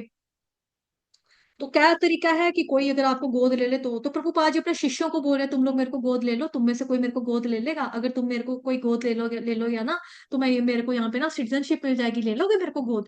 कहाँ तो आध्यात्मिक गुरु जो होता है, जो पिता होता है, आध्यात्मिक पिता गुरु है ना, स्पिरिचुअल फादर, वो शिष्यों को गोद लेता है। लेकिन प्रभुपाद जी उल्टा कर रहे हैं कि अपने शिष्यों को ही बोल रहे हैं कि भाई मेरे को गोद ले लो। तो ये क्या है, प्रभुपाद जी की हम्बलनेस भी दिखाई दे रही है यहाँ से, प्रभुपाद जी की सरलता भी दिखाई दे रही है यहाँ पे। ठीक है, चलिए अगला गुण देखते हैं। हरी बोल, समझ में आ रहा है, ज्यादा लेंथी तो नहीं हो रहा है, कोई ये तो नहीं चाहता कि भाई फटाफट करवा के काम खत्म करो, अच्छा लग रहा है या नहीं, ये माता जी अच्छा सही है, ठीक अच्छा है, लग रहा है। अच्छा लग रहा है, अच्छा, जी, बोर अच्छा तो लग नहीं हो रहे आप लोग, बोर तो नहीं हो रहे। नहीं बढ़िया। बहुत अच्छा लग रहा है। ठीक है, ठीक है, धन्यवाद आप सबका। ऑल गुरु जगत गुरु श्रील प्रभुपाद की जय। ऑल गुरु जगत गुरु श्रील प्रभुपाद की जय। ऑल गुरु महाराज की जय। प्रमाणिक गुरु के पास जाना, हरि बोल, जैसे गुरु का नाम लिया, गुरु, गुरु का देखो आ गया नेक्स्ट पॉइंट, प्रमाणिक गुरु के पास जाना, प्रमाणिक गुरु के पास जाना। शायद मैंने सच्चे दिल से गुरु का शुक्रिया अदा किया तो अगला पॉइंट गुरु का ही आ गया। आचार्य उपासनम भी बोला जाता है इसको, यानी कि हमें गुरु महाराज की सेवा करनी चाहिए। अगर कोई आध्यात्मिक ज्ञान में प्रगति करता है, किसी को प्रगति करनी है, तो किसी को क्या करना चाहिए, उसको प्रमाणिक गुरु के पास जाना चाहिए। तद्विधि प्रणिपातेन परिप्रश्नेन सेवया। ठीक है, ये फिर उसके बाद और क्या क्या उदाहरण आ सकते हैं आपके जो आप गाते हो, साक्षात हरित्वेन समस्त शास्त्रे, है ना, ये भी, इसमें भी गुरु की महिमा के बारे में आपको पता लगता है। फिर उसके बाद जो आप वो करते हो, श्री गुरु चरण पद्म केवल भगति सदमा, है ना, कि चक्षुदान दिलो यही जन्मे जन्मे प्रभु से, ये सारे क्या बताते हैं, प्रमाणिक गुरु के शरण में जाना चाहिए, सेवा करनी चाहिए आपको। ठीक है, उनकी सेवाएं देनी चाहिए अपनी, और उस सेवा से क्या मिलता है, व्यक्ति को आशीर्वाद मिलता है, जिससे व्यक्ति भक्ति के मार्ग में तुरंत प्रगति कर जाता है। जिसके लिए यम नियम होते हैं बहुत सारे, उसका पालन आसानी से वो कर लेता है। जैसे हमको बताया 4 माला, 4 नियम करना, 16 माला सुबह उठ के करनी, ब्रह्म मुहूर्त में उठ के करनी, तो हम नियमों का पालन कर सकेंगे अगर हमने गुरु के प्रति अपने आप को सरेंडर किया होगा। गुरु के प्रति हमारा सेवा का भाव है, आदर का, सत्कार का भाव है, तो हम कर लेंगे। उनका कहना मानेंगे, क्योंकि जिसका कहना हम कहना क्यों मानेंगे, जब हमारे मन में उनके लिए इज्जत होगी, रिस्पेक्ट होगी, तो हम कहना मानेंगे। तो कहना मान के हम सारी आज्ञाओं का जब पालन करेंगे, तो यम नियम को फॉलो करेंगे, तो फिर हो जाएगा। ठीक। फिर उसके बाद है जी आपका नेक्स्ट पॉइंट, पवित्रता। इसको शोचम भी कहते हैं। ठीक है, पवित्रता। पवित्रता दो प्रकार की होती है, एक होती है बाहरी पवित्रता। ठीक है, पवित्रता चलो मैं आपको लिख कर बता देती हूँ। हम्म, पवित्रता, पवित्रता। ठीक है, दो तरह की होती है, एक होती है बाह्य, यानी बाहरी दृष्टि से बाह्य का ह आधा आएगा, हाँ आधा। ठीक है, बाह्य। और दूसरी आपकी होती है आंतरिक। ये आपने वहां पे भी पढ़े हैं, 16 चैप्टर में भी आपने लर्न किया, उसमें भी आता है, 14 चैप्टर में भी है, गुण भक्तों के 16वें अध्याय में भी है आपके, और आपके 12वें अध्याय में तो पढ़ाई था, वो वहां पे भी थे, है ना। पवित्रता दो तरह की होती है, एक होती है बाहरी पवित्रता, एक होती है आंतरिक, इंटरनल और एक्सटर्नल। तो प्रभुपाद जी लिख रहे हैं कि जो आपकी बाहरी पवित्रता वो कैसे होती है, स्नान आदि करना, जो क्रियाएं हैं बाहरी को, वो सूची, वो मतलब कि बाहर से हमको शुद्ध करती हैं, नहाना धोना ब्रश करना, है ना। उसके बाद आपका जो आंतरिक हो गया, उसके लिए प्रभुपाद जी बताते हैं, आंतरिक पवित्रता के लिए केवल और केवल हरे कृष्ण कृष्ण कृष्ण हरे हरे, हरे राम राम राम हरे हरे, हरे कृष्ण महामंत्र का जप करना।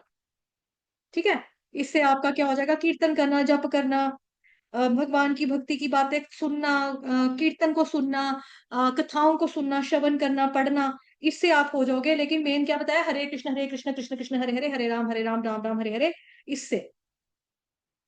ठीक है, इससे आपको शुद्ध हो जाएगा। बाहरी मतलब शरीर का जो दिख रहा है, अंतकरण मतलब मन का, मन का हो चाहे बुद्धि का हो या अहंकार का हो, उसको शुद्ध करना, उसको पवित्र करना, कैसे कर सकते हैं, केवल हरि नाम से ही उसको हम पवित्र कर सकते हैं।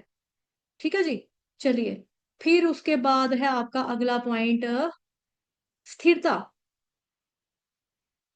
लोगों में स्टेबिलिटी नहीं होती है, स्थिरता नहीं होती है। स्थिरता जो होती है, भक्ति में स्थिरता भी अगर लानी है तो कैसे आएगी, भक्ति करके ही आएगी। आध्यात्मिक कार्यों में अगर स्थिरता लानी है तो कैसे आएगी, भक्ति भरे कार्य करके ही आएगी। तो जितने भी आपके आध्यात्मिक कार्य हैं उसमें आपको स्थिरता लेकर आना है। यानी जितना व्यक्ति सात्विक होगा, इसके लिए आपको चलो मैं लिख कर दे देती हूँ आपको, अगर आप सात्विक होंगे तो आप स्थिरता का जो गुण है उसको आपको आ जाएगा।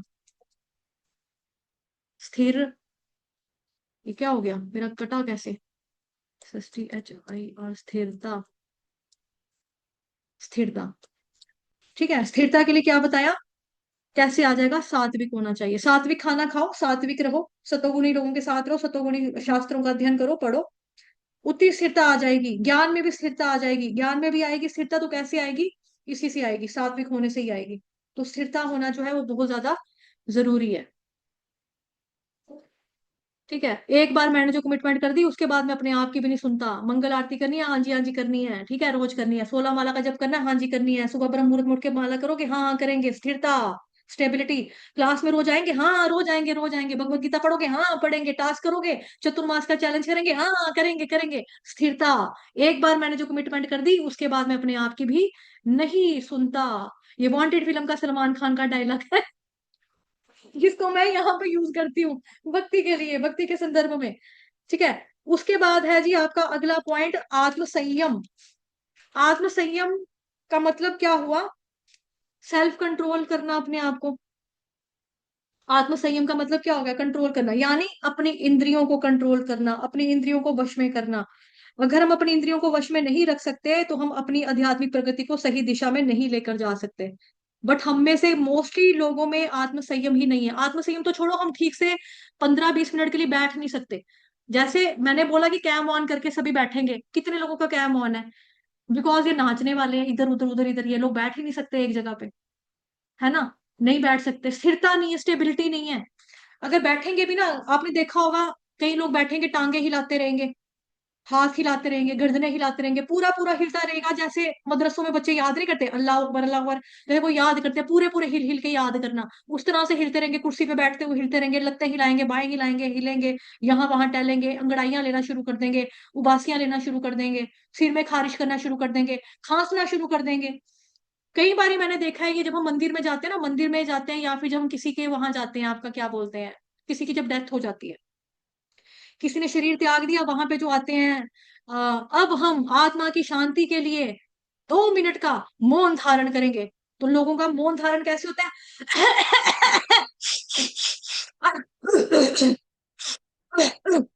उसी वक्त खंगे आएंगी सबको, उसी वक्त खांसी आएंगी, उसी वक्त नाक नाक में से इनके शुरू शुरू शुरू हो जाएगा। उसी वक्त स्थिरता नहीं है, स्टेबिलिटी ही नहीं है, इंद्रियों पे संयम ही नहीं है, कंट्रोल ही नहीं है। ये मौन धारण होता है। राष्ट्रीय गान चल रहा होता है, जन गण मन अधिनायक, वहां पे लोग हिल रहे हैं। सोचो कितना बड़ा अपराध है ये। राष्ट्रीय गान के प्रति आपको, अपने नेशनल एंथम के प्रति रिस्पेक्ट नहीं है। ऐसों को तो पकड़ के थप्पड़ लगाने चाहिए वैसे बेसिकली। लेकिन चलो, कोई क्या करे। मेरे को एक बार राष्ट्रीय गान चल रहा था, मेरी पीठ के अंदर तमूड़ी घुस गई थी। तमूड़ी समझते हो ना, जिसको इंग्लिश में वास्प कहते हैं, ततैया भी कहते हैं, वो मेरी पीठ के अंदर घुस गई थी। मैं राष्ट्रीय गान कर रही थी, तो मैंने उसका डंक पूरा ले लिया। जैसे ही वो मतलब कि वो मेरी पीठ के अंदर वो बैठी हुई थी, जैसे ही वो मतलब कि प्रार्थना सभा खत्म हुई, मतलब कि राष्ट्रीय गान खत्म हुआ, मैंने पीठ के बाहर से ही मैंने उसको पकड़ के ना, पूरा पकड़ के उसको रखा, और मैंने उसको शर्ट से बाहर निकाला अपनी। ये स्कूल की बात है मेरी। तो लोगों के अंदर स्थिरता है ही नहीं, आत्मसंयम है ही नहीं, हिलते रहेंगे, बोलते रहेंगे। अगर किसी को बोला मौन धारण करना, मौन धारण भी नहीं होता, तो सोचो हम तपस्या कहाँ से कर सकते हैं? कलयुग में तपस्या कर सकते हैं हम लोग? हैं उसके अधिकारी? हक है? हक तो क्या, सोचो हैसियत नहीं है बेसिकली हमारी, औकात ही नहीं है, हम कर ही नहीं सकते, हमारे अंदर कैपेसिटी नहीं है, कैपेबिलिटी ही नहीं है, स्टेबिलिटी ही नहीं है हमारे अंदर कि हम कुछ कर सके। तो आध्यात्मिक प्रगति को सही दिशा में नहीं लेकर जा सकते हम। इसलिए आत्मसंयम हमें होना चाहिए। और आत्मसंयम हमें ना करने के कारण आध्यात्मिक प्रकृति जी हमको ये चीज रोक देगी। डिसिप्लिन है ना ये आध्यात्मिक संयम। संयम क्या, आत्मसंयम डिसिप्लिन है। सुबह उठो, अलार्म बज रहे हैं, बजते रहे तो बजते रहे, हम मस्त मोला बन के सोए रहे। आत्मसंयम नहीं है, कंट्रोल नहीं है। 16 माला करनी है, आज 16 हो रही है, कल 8 हो रही है, परसों 5 कर लेंगे, अगले दिन 32 कर लेंगे, एकादशी वाले दिन 64 करके दिखा देंगे, सारा कोटा पूरा कर लेंगे। आत्मसंयम नहीं है, प्रगति से रोक रहा है हमको ये चीज। अगर आपके अंदर कंट्रोल नहीं है, प्रगति से रोकेगा। बिल्कुल अनुकूल जो परिस्थिति है, उसको हम भक्ति के लिए स्वीकार हमें करना चाहिए। प्रभुपाद जी कहते हैं कि जो आध्यात्मिक प्रगति के पथ के प्रतिकूल हो, उसका त्याग करना चाहिए, यही असली वैराग्य है। वैराग्य भी एक क्वालिटी, एक गुण है ना वैराग्य। जैसे जीव का काम है बोलना और खाना। बोलने में हमको हरि कथा बोलो, पवित्र नाम का जप करो, हरे कृष्ण कृष्ण कृष्ण हरे हरे, हरे राम राम हरे हरे, कीर्तन करो। और खाने के लिए केवल और केवल प्रसाद को ही पाओ। अगर कोई जीव को कंट्रोल कर लेता है, तो प्रभुपाद जी कहते हैं कि वो सभी इंद्रियों को नियंत्रित कर लेता है। क्योंकि हमारी 6 इंद्रियां, 6 इंद्रियां। तो जैसे आपको याद होगा उपदेशामृत पढ़ा था, उपदेशामृत का नेक्टर ऑफ इंस्ट्रक्शन का पहला नंबर का श्लोक सबने लर्न किया था, कंठस्थ किए थे पहले 4। वाचो वेगम मनस्क्रोध वेगम जिह्वा वेगम उदरोपस्थ वेगम। इसमें क्या है, एक ही लाइन में सब अवस्थित होने के कारण केवल जीभ को नियंत्रित करने से अपने आप को संयमित हम कर सकते हैं। पढ़ा था ना, वाचो वेगम मनस्क्रोध वेगम जिह्वा वेगम उदरोपस्थ वेगम एतान वेगान युविषहेत धीरः सर्वामपि मां पृथ्वीं स शिष्यात्। ऐसा भक्त गुरु बना, ऐसा जो है भक्त, वो गुरु बन सकता है, अपने इस संसार में शिष्य बना सकता है। ऐसा भक्त जो है शिष्य बना सकता है। तो आत्म संयम का होना बहुत ज्यादा जरूरी है। शुरुआत जीव से ही होती है। जीव जीव को कंट्रोल करोगे, सब कुछ कंट्रोल हो जाएगा, सभी कंट्रोल में आ जाएंगे। आत्म संयम वेरी इंपॉर्टेंट।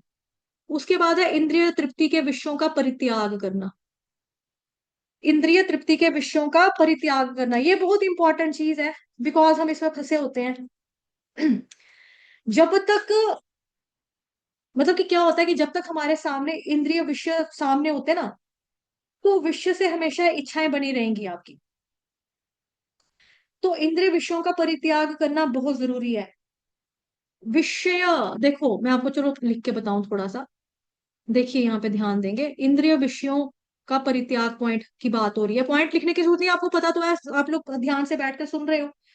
ठीक है, जो कैम नहीं ऑन करके बैठा है उसको हो सकता है कोई दिक्कत हो सकती है समझने में, लेकिन जो कैम ऑन करके बैठा है सामने उसको पता लग रहा है कि किसके बारे में, पॉइंट के बारे में बात कर रही हूँ मैं, इंद्रिय विषयों के परित्याग के पॉइंट के बारे में बात कर रही हूँ। दो चीजें होती है, एक होता है विष यानी कि जहर, एक होता है विषय यानी कि सब्जेक्ट। ठीक है, तो जब तक विषय बने रहेंगे तब तक आपकी इंद्रियां जो है उसके अंदर लगी रहेंगी और इच्छाएं आपकी बनी रहेंगी। वो ले दो, ये खिला दो, यहाँ लेके चल, वहां घुमाने चल, वो देख लड़की कितनी हॉट है, कितनी सुंदर है, सीटी मार मार मार मार मार मार मार, वो देख वो कितनी अच्छी खुशबू आ रही है, चल चल चल चल खाने चल। मन मन बोलेगा, इंद्रियां कहेंगी अच्छा मन जी चलो चलती हूँ आपको लेकर, बड़ा दिल कर रहा है मन तेरा खाने का, हाँ मेरा आज समोसे खाने का बड़ा दिल कर रहा है, उसके समोसे में तो प्याज होते हैं, तू छड्ड भरे, तू मुझे समोसे खिला, उसके दुकान के लेके चल चल चल चल चल चल चल। तो सब्जेक्ट जब आपके सामने आएगा तो क्या हो जाता है, कंट्रोल कर पाना मुश्किल, नामुमकिन भी हो जाता है कभी कभी, अगर आप कच्चे हो भी जाता है। ठीक है, तो दो चीजें होती है, एक मैंने लिखा है यहाँ पे विषय, दूसरा मैंने यहाँ पर लिखा है विषय यानी सब्जेक्ट। अब जो विष है, विष का संग करके पान करके क्या होता है, व्यक्ति मरता है, एक बार मरता है, एक बार मरता है। अगर हम विष का पान कर रहे हैं तो व्यक्ति क्या होगा, एक बार मरेगा, व्यक्ति एक बार मरेगा अगर आपने विष का पान किया है तो। ठीक है, लेकिन अगर कोई व्यक्ति विषयों का संग करता है तो वो बार बार बार बार बार बार बार बार बार बार मरता है। तो जन्म मृत्यु का चक्कर क्यों है, विषयों से आसक्ति होने की वजह से ही जन्म मरण का चक्कर यही तभी करके है, विषयों से अटैचमेंट होना, इच्छाएं, इंद्रिय विषयों का परित्याग करना बहुत जरूरी है। इसीलिए ज्ञान प्राप्त करने के लिए इसके बाद विषयों से हमारी दूरी होगी, क्योंकि हम जान पाते हैं कि वास्तव में इसका स्वभाव है क्या। एक बार श्रीला प्रभुपाद जी को किसी ने पूछा कि श्रीला प्रभुपाद, एक बार किसी बंदे ने पूछा, मतलब डिवोटी ने पूछा प्रभुपाद जी को कि श्रीला प्रभुपाद आपके प्रति सब लोग स्वाभाविक रूप से इतना आकर्षित कैसे हो जाते हैं, कैसे हो जाते हैं प्रभुपाद जी। तो प्रभुपाद जी ने बोला because I am free from sex Dzire, मुझ में इंद्रिय भोग की इच्छा है ही नहीं, इसीलिए। तो व्यक्ति को ऐसा होना चाहिए, समझ में आई बात। प्लीज अपना अपना कैम ऑन रखिए, बार बार क्यों बुलवाते हो। फिर है जी अहंकार का भाव, अहंकार की कमी होना, ये भी क्या है, ये एक बहुत अच्छा गुण है जो वैष्णवों के अंदर होना चाहिए, बट अनफॉर्चुनेटली हमारे अंदर नहीं होता है, हमारे अंदर अहंकार होता है। यहाँ पे बोला जा रहा है कि अहंकार का लाइक अहंकार का होना नहीं चाहिए, अहंकार नहीं होना चाहिए, लेकिन हमारे केस में हम अहंकारी होते हैं, हमारे अंदर अहंकार होता है। तो हमें क्या बताया जा रहा है, मिथ्या अहंकार का त्याग करना चाहिए हमें। देखो दो प्रकार के अहंकार होते हैं, इसको भी मैं आपको लिख कर बताती हूँ। इसके बारे में वैसे आपको पता है क्योंकि बहुत बार बताया हुआ है, बहुत बार आप लोगों ने अपने प्रमाणिक संप्रदाय के अंतर्गत और भी जगहों से श्रवण किया हुआ है। फिर भी चलो मैं बताती हूँ आपको। यहाँ पे बात हो रही है मिथ्या अहंकार को त्यागने की, मिथ्या अहंकार का त्याग करना है। मिथ्या अहंकार किसको बोलते हैं, फॉल्स ईगो को बोलते हैं। अरे फॉल्स ईगो, फॉल्स है नहीं, फॉल्स से तो फल होता है, फॉल्स ईगो, फॉल्स ईगो को बोला जाता है मिथ्या अहंकार। दो तरह के होते हैं अहंकार, एक होता है आपका फॉल्स ईगो, ठीक है, एक होता है यही वाला फॉल्स ईगो यानी कि मिथ्या अहंकार होता है, और दूसरा आपका होता है ट्रू ईगो।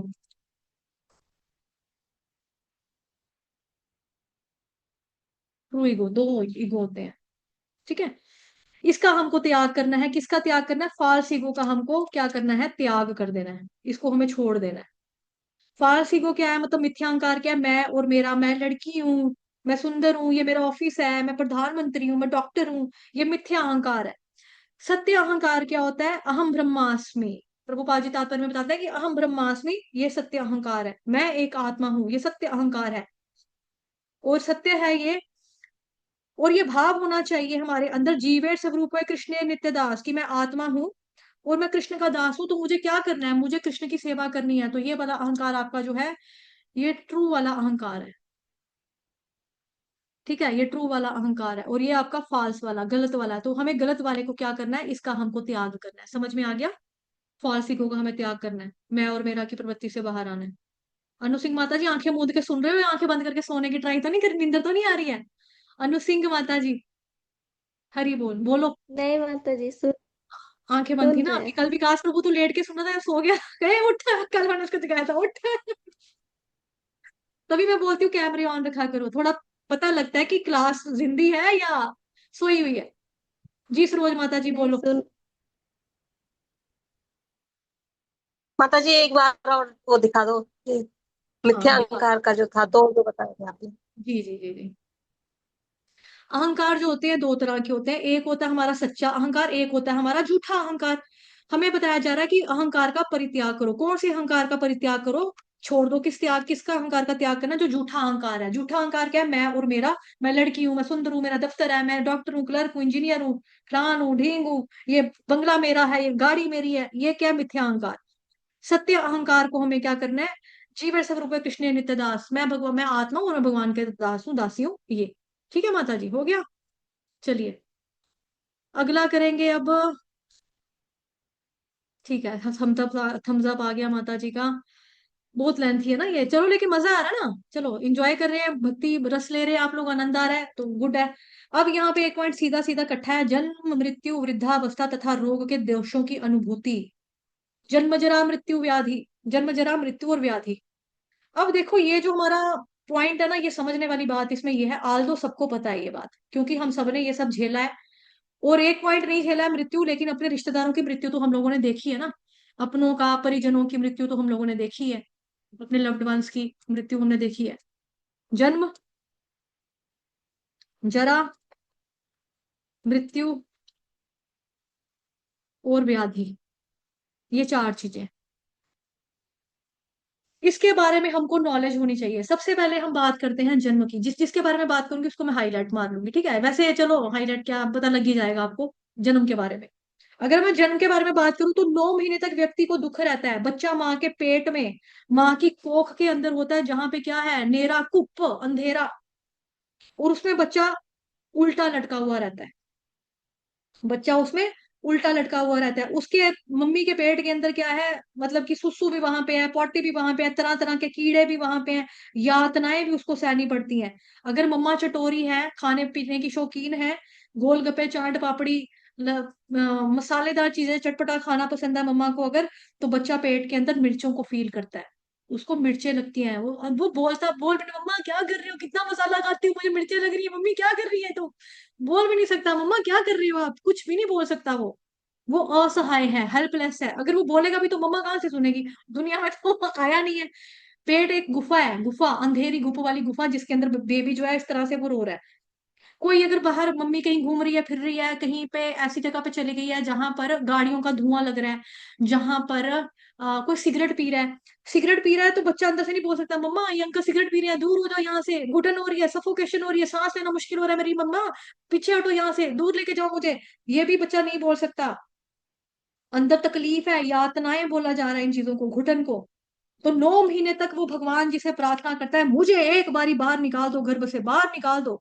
तो गर्भ बेसिकली क्या है, एक तरह का नरक है। भगवान मुझे इस नरक से बाहर निकालो, क्योंकि वो बहुत दुखी है वहां पर, इसलिए प्रार्थना कर रहा है कि गर्भवास को नरकवास कहा जाता है। इसीलिए वो बच्चा बोल रहा है कि मेरे को निकालो बाहर मम्मा, ये भगवान जी यहाँ से। और दूसरा है फिर मृत्यु, मृत्यु भी दुख का कारण है, ये भी आपको मालूम है। कहा जाता है, हमारे शास्त्रों में लिखा है कि मरने के टाइम पर, मरते टाइम हमको 40,000 बिच्छू जब एक साथ डंक मारते हैं, डसते हैं, उतना हमको दर्द होती है। दूसरा, आसक्तियों को हमारी छीन कर दूसरे शरीर में डालेंगे तो और भी ज्यादा हम दुखी होंगे, आए मेरा घर, मेरा बंगला, मेरे बच्चे, ये सब यहीं पे धरे के धरे रह जाएंगे। ओ नो, इतना कमाया मैंने, इतना कमाया, अब स्टैंड का सुकून का समय आया था भोगने का, मैंने भोगा भी नहीं। जैसे एक घर में मैं गई, उनके घर में डेथ हुई थी, तो वो बता रही थी मेरे हस्बैंड ने देखो एलसीडी टीवी लगाई, इतना बड़ा टीवी लगाया, उनको शौक था, 54 इंच का टीवी लेकर आए, एलसीडी लगवाई, दीवार तुड़वा कर शीशे बंद करवाए, खिड़कियां बंद करवाई कि यहाँ पे एलसीडी लगवाऊंगा। सोफा, पुराना और नया सोफा लगाया, बेचारे मेरे घर वाले ने सोफे के ऊपर बैठ के भी नहीं देखा, मेरे घर वाले ने टीवी भी नहीं देखा। इस तरह से वो लोग कहते हैं। तो व्यक्ति को क्या होता है, ये वाला दर्द भी होता है कि हमारी आसक्तियों को छीन कर हमको दूसरा शरीर दे रहे हैं कि वापस से जाके जोड़ो, शुरू से ABC पढ़ो, जाकर दोबारा से घर बनाओ, दोबारा से सब करो। तो मृत्यु दुख दुख देती है। और ऊपर से मौत के टाइम पे जो घर का एनवायरनमेंट होता है, घर वालों का रोना धोना, पापा आप कहाँ जा रहे हो मेरे को छोड़ के, अभी तो मैंने पढ़ाई भी पूरी नहीं की है, नौकरी भी नहीं लगी पापा, मेरी शादी भी नहीं है पापा, पोते का मुंह भी नहीं देखा, क्यों जा रहे हो पापा। पत्नी भी कहेगी रोती हुई, पापा उसका, अगर लड़का जवान है जो जा रहा है, उसके अपने पेरेंट्स कहेंगे, ओए तूने तो मुझे कंधा देना था, मेरी अर्थी को कांधा देना था, तू पहले जा रहा है, मेरी रीढ़ की हड्डी तोड़ के चला गया मेरा लड़का, क्यों जा रहा है, माँ के ऊपर जुल्म मत करके जा। इस तरह से रोने धोने वाला इन्वायरमेंट आपके घर पे होगा। सोचो मृत्यु कितनी मतलब दुखदाई वाली चीज है ना ये। फिर बुढ़ापा, ओल्ड एज। ओल्ड एज तो हम लोग आजकल जो हमारा खाना पीना, 25 साल के बाद ही हम लोग बुढ़ा फील करने लगते हैं अपने आप को। 70-80 साल को तो कहाँ हम बूढ़ा फील करेंगे, हम अपने आप को 25-30 की साल में ही बुढ़ापा फील करने लगते हैं। ओल्ड एज में कोई भी इंसान सुखी नहीं रहता। शरीर में प्रॉब्लम्स, दुखी, कमर में दर्द, घुटनों में दर्द, किसी को दिल की बीमारी, शुगर, BP, फिर दांतों का टूटना, बालों का झड़ना, खाने का स्वाद खत्म, चेहरे पर झुर्रियां, आंखों से दिखाई नहीं देना, कानों से सुनाई सुनाई नहीं देता, खाया पिया डाइजेस्ट नहीं होता, चल फिर घूम फिर नहीं सकते, अपना काम खुद नहीं कर सकते, दूसरे के ऊपर निर्भर। सुख की अवस्था है, ये दुख की अवस्था है सारी की सारी। दूसरे के ऊपर डिपेंडेंट है, कोई आएगा तो डायपर चेंज करेगा, कोई आएगा तो स्पंज कर देगा, तो हम स्नान इस तरह से तौलिए से स्नान कर लेंगे, तौलिया गीला करके, नहीं तो बेटा बड़े दिन हो गए नला दे, ओ पापा टाइम नहीं है मेरे पास। काम वाली को बोलूंगा नलाएगी आपको, काम वाली कहेगी बाबूजी आज नहीं है टाइम, अंकल जी मैं आपको कल नला के दूंगी पक्का। वो कल कल छुट्टी मार लेगी, बंदा पड़ा रहेगा बेड में, है ना। दूसरे के ऊपर निर्भर हो जाता है इंसान, मतलब कि जैसे जैसे बुढ़ापा आता है, होता है कष्ट वाली बातें हैं। व्याधि, व्याधि का मतलब होता है रोग। रोग तो किसी को किसी भी समय पर आके घेर सकते हैं।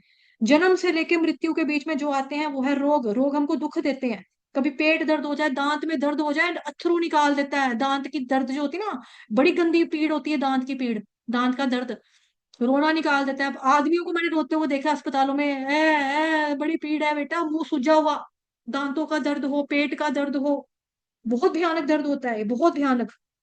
छोटे छोटे दर्द ही मतलब इतना ज्यादा मतलब हमको कष्ट देते हैं। तो इन सब का दर्शन करना चाहिए, ये दोष है। अगर हम दर्शन, यानी दर्शन करना एक ज्ञान का प्रतीक है, आजकल हम लोग अज्ञान में है, इसीलिए हम जन्म को बोलते हैं happy birthday to you, happy birthday to you. तो बेसिकली जितना हैप्पी बर्थडे हो रहा है उतना ज्यादा हम मृत्यु के पास आ रहे हैं, होता ना। जैसे हरग्रेस बलभद्र प्रिया देवी दासी माता जी दामोदर को ये बात समझा रही हैं, क्योंकि उनके घर में रिसेंटली क्या हुआ था, एक प्रभु जी ने शरीर त्याग दिया। माता जी मुझसे हरिद्वार में मिली थी 4-5 दिन पहले, तो इनके बच्चे का बर्थडे था, वो क्या कह रहा था, दामोदर भगवान, दामोदर प्रभु जी बोल रहे थे एक बुढ़ा मर गया दूर दराज का, मेरा बर्थडे नाश करके चला गया मेरा बर्थडे खराब चला गया, चल गया बुढ़ा, इस बुढ़े को भगवान करके पूरी नसीब ना हो सोने की सोने की पौड़ी ना मिले इसको, सोने की सीढ़ी नहीं मिलनी चाहिए इसको, ये बूढ़ा नर्क में जाके जाएगा ही, मेरा बर्थडे खराब करके चला गया। फिर इसको समझाया ऐसे नहीं बोलते, क्योंकि बच्चा है ना, अभी 7-8 साल का बच्चा है, उसके लिए जन्मदिन में क्या है, जन्मदिन का मतलब गिफ्ट, गिफ्ट लेना। उसको लगा सारे गिफ्ट मेरे, सारे नुकसान हो गया जी, कहाँ के मेरे गिफ्ट कोई देगा नहीं। अब वो जो बुढ़े अंकल चले गए, ये उसको घोंसने लगा हुआ है बेचारा हे बुढ़े तुझे सोने की पौड़ी नसीब ना हो, ऐसे ऐसे करके बोला। तभी माता जी देख रही है, उसकी तरफ देखा, हैप्पी बर्थडे क्या होता है समझ में आ रही है बात, पता लग रहा है बर्थडे का क्या होता है। बर्थडे का मतलब होता है आपका 1 साल जिंदगी का और कम हो गया, हैप्पी बर्थडे टू यू, आपकी जिंदगी और कम हो गई, आप जल्दी मर जाओगे, भगवान के पास जल्दी जाओगे, 1 साल और जल्दी जाने वाले हो एक दिन, ये हैप्पी बर्थडे। बट हम लोग अज्ञानता की वजह से हैप्पी बर्थडे हम बनाते हैं अपना। बट बेसिकली भगवान अगर देखा जाए, भगवान क्या बता रहे हैं, जन्म तो दुख है, जन्म तो दुख है, भगवान तो हमको ये चीज बता रहे हैं ना, जन्म तो को दुख बता रहे हैं। तो हमें अज्ञान है जो हम हैप्पी बर्थडे बोलते हैं। और मृत्यु को व्यक्ति जो है वो सुख समझता है, तो वो भी अज्ञान में है। मृत्यु को सुख हम कब समझेंगे, जब ध्रुव महाराज के जैसी हमारी मृत्यु हो रही हो तब। ध्रुव महाराज के केस में क्या है, डेथ खुद आ रही है, मृत्यु देवी खुद आ रही है, कह रही है हे ध्रुव महाराज मेरे सिर के ऊपर अपने चरणों को रखो और इस पुष्प विमान में चढ़ जाओ और चलो मैं आपको भगवत धाम लेके जाती हूँ। उसने प्राण तो छोड़े ही नहीं, ध्रुव महाराज ने तो प्राण छोड़े ही नहीं। ये है सुख वाली मृत्यु। क्या हमारी मृत्यु ऐसी हो रही है ना? क्या हमें विमान लेने आ रहे हैं, ध्रुव मृत्यु कह रही है कि मेरे सिर के ऊपर पैर रखकर आ जाओ, मेरे को कारपेट बना लो आप अपना, चरणों को रखो मेरे ऊपर, ऐसा। कबीर दास जी का एक दोहा है बहुत फेमस पुराना, जा मरने से जग डरे, मेरे मन आनंद, जब मरी हूं तब पाई हूं पूर्ण परमानंद कबीरा, पूर्ण परमानंद। यानी जो मृत्यु दूसरों के लिए डर के समान है, वो मेरे लिए सुख के समान है। क्योंकि मेरे मरने के बाद मुझे मेरे प्रियतम से मुलाकात होगी, मैं भगवत धाम जाके श्री कृष्ण भगवान की सेवा करूंगा। तो ये सिर्फ महाभागवतों के लिए ही लागू होता है। हम अभी ज्ञान की बात कर रहे हैं, तो मृत्यु के दुख को समान ही समझना है हमने। जन्म जरा मृत्यु व्याधि किसी के लिए भी सुखकारी नहीं है, रोग भी दुख है। तभी तो हॉस्पिटल है इतने सारे, तभी तो मरीज आते हैं, डॉक्टर साहब डॉक्टर साहब, तभी डॉक्टर के पास जाते हैं ये मरीज इतना सारा। क्यों होगा वरना? अगर सुख है तो, अगर रोगों से आपको खुशी मिल रही है तो फिर कोई जाएगा डॉक्टर, अस्पताल क्लिनिक होंगे नहीं, रोग है तो ठीक है एंजॉय। डॉक्टर साहब मेरा, आई एम हार्ट पेशेंट, मेरे दिल में तो enjoy man, enjoy, it's okay. Heart attack ही तो है, एंजॉय, मुझे भी हुआ था, एंजॉय। कोई कहता है ऐसे? डॉक्टर साहब मेरे बच्चे का ऑपरेशन कर दो, इसका एक्सीडेंट हो गया, सिर फट गया, एंजॉय, सिर के फटने को करो एंजॉय। कोई डॉक्टर कहता है ऐसे? क्यों? क्योंकि डॉक्टर को पता है, oh my God, nurse, doctors फटाफट इमरजेंसी में लेके जाओ, फटाफट हमें ऑपरेशन करना पड़ेगा, जल्दी से आप फॉर्म भरिए, फटाफट भरिए फॉर्म अपना, चलो फटाफट, ऐसे हो जाएगा। दुख, दुख है ये, भगवान खुद बता रहे हैं गीता में, तो हम कहाँ से बोलते भी सुख है? हम कैसे बोल सकते हैं? उसके बाद बोल रहे हैं वैराग्य, वैराग्य होना चाहिए। वैराग्य कैसा है? यानी कि ममता से मुक्ति, यानी कि संतान, स्त्री, घर, अन्य वस्तुओं की ममता से मुक्ति चाहिए। इंसान में वैराग्य भी होना चाहिए। छोटी छोटी वस्तुओं को हमें त्याग करने में प्रॉब्लम होती है। जैसे दामोदर दामोदर प्रभु भाई केस ले लेते हैं। दामोदर का बर्थडे, दामोदर आई तेरा नंबर लगा। दामोदर का बर्थडे था, दामोदर कहता है कि भाई मेरा बर्थडे बनाओ। ठीक है, घर में डेथ हुई है, कुल में किसी परिवार की डेथ हुई है, वो कह रहा है मेरा जन्मदिन बना के दो। कहाँ से बना कर दो? आपके अंदर वैराग्य की भावना होनी चाहिए कि कोई बात नहीं, इस बारी बर्थडे नहीं भी मनेगा, इट्स ओके, अगली बार मन जाएगा, कोई बात नहीं, कोई बात नहीं, अगली बार मना देंगे, अच्छे से मनाएंगे, कुछ दिनों के बाद मनाएंगे। दामोदर बच्चे कोई बात नहीं, मेरा बच्चा कोई बात नहीं, मैं प्यार से बोल रही हूँ, प्यार से पढ़ा रही हूँ ना मैं, कोई बात नहीं, शर्मा नहीं, कोई बात नहीं, शर्माते नहीं है। तो ऐसे होता है। कई बार होता है हमारे घर, हम घर में दो भाई बहन होते हैं, एक भाई ने बोला कि पापा दो भाइयों के लिए, दो बच्चों के लिए लेकर आ गए हैं चॉकलेट, लेकर आ गए पापा। एक बच्चे के लिए लेकर आ गए पापा डेयरी मिल्क, दूसरे बच्चे के लिए पापा लेकर आ गए मिल्की बार। एक बच्चा कहेगा मैंने नहीं खाना मिल्की बार, मैं डेयरी मिल्क ही खाऊंगा। दूसरा कहेगा कोई बात नहीं, मैं तेरे लिए त्याग कर देता हूँ, कोई बात नहीं, तू खा ले, तू मेरा भी ले ले, कोई बात नहीं। तो ये क्या है? ये आपका वैराग्य है। छोटा मोटा वैराग्य आप घर में कर सकते हो ना अपना। सब्जी अगर आपकी नहीं बनी है, अच्छी मनपसंद नहीं बनी है, तो कोई बात नहीं, कल मैंने परोंठे खाए थे गोभी के, आज कोई बात नहीं, आज अगर मुझे प्लेन परोंठी जैम के साथ या चार के साथ मिलती है, मैं खा लेती हूँ नमक डाल के। अगर मम्मा ने बोला है कि देसी घी के फुलके के ऊपर चपाती के ऊपर देसी घी डाल के देती हूँ, थोड़ा नमक डाल के देती हूँ, आज उसी के साथ खा लो, सब्जी नहीं बनाई है, क्या बोलेंगे, स्ट्राइक था, हड़ताल थी, सब्जी नहीं आई, या सब्जी ला के देने वाला कोई था ही नहीं, गली में सब्जी मंडी वाला नहीं आया, सब्जी वाला लेके नहीं आया, इट्स ओके, थोड़ा थोड़ा वैराग्य तुम ला सकते हैं ना। तो एनीवेज हमको बताया जा रहा है ममता से मुक्ति, घर, घर हो, पुत्र हो, पत्नी पत्नी हो, इनसे ममता नहीं होनी चाहिए। अभी ये बहुत बहुत ध्यान से सुनेंगे, बिकॉज इसको लोग बहुत ज्यादा ना मिसकंसेप्शन भी हो जाता है कई बारी। ममता मतलब मेरा घर है, मेरा पुत्र है, मेरी बेटी है, मेरी पत्नी है, इस ममता का त्याग करना है। ये नहीं कि घर छोड़ के चले जाओ, घर नहीं छोड़ना है हमको, पुत्र पत्नी, पति पत्नी, बच्चा बच्चा, माँ माँ पापा, किसी को कुछ नहीं छोड़ना है, ममता छोड़नी है। अगर इनको नहीं छोड़ना है तो प्रभुपाद जी बोलते हैं, चार चीजों को बताते हैं कि अगर व्यक्ति इन चार चीजों को करता है, चलो ठीक है, इसको मैं बताती हूँ आपको लिखकर, बिकॉज ये इंपॉर्टेंट बात है। ठीक है, यहाँ पे ध्यान देंगे। पॉइंट आपका चल रहा है ममता से मुक्ति, मतलब किसी भी तरह की ममता से मुक्ति चल रही है पॉइंट। ठीक है, उसमें पति पत्नी, घर बच्चे, चीजें वीजें, वस्तुएं वगैरह, ये सारी आ जाएंगी। तो प्रभुपाद जी कह रहे हैं कि आपको घर नहीं छोड़ना है।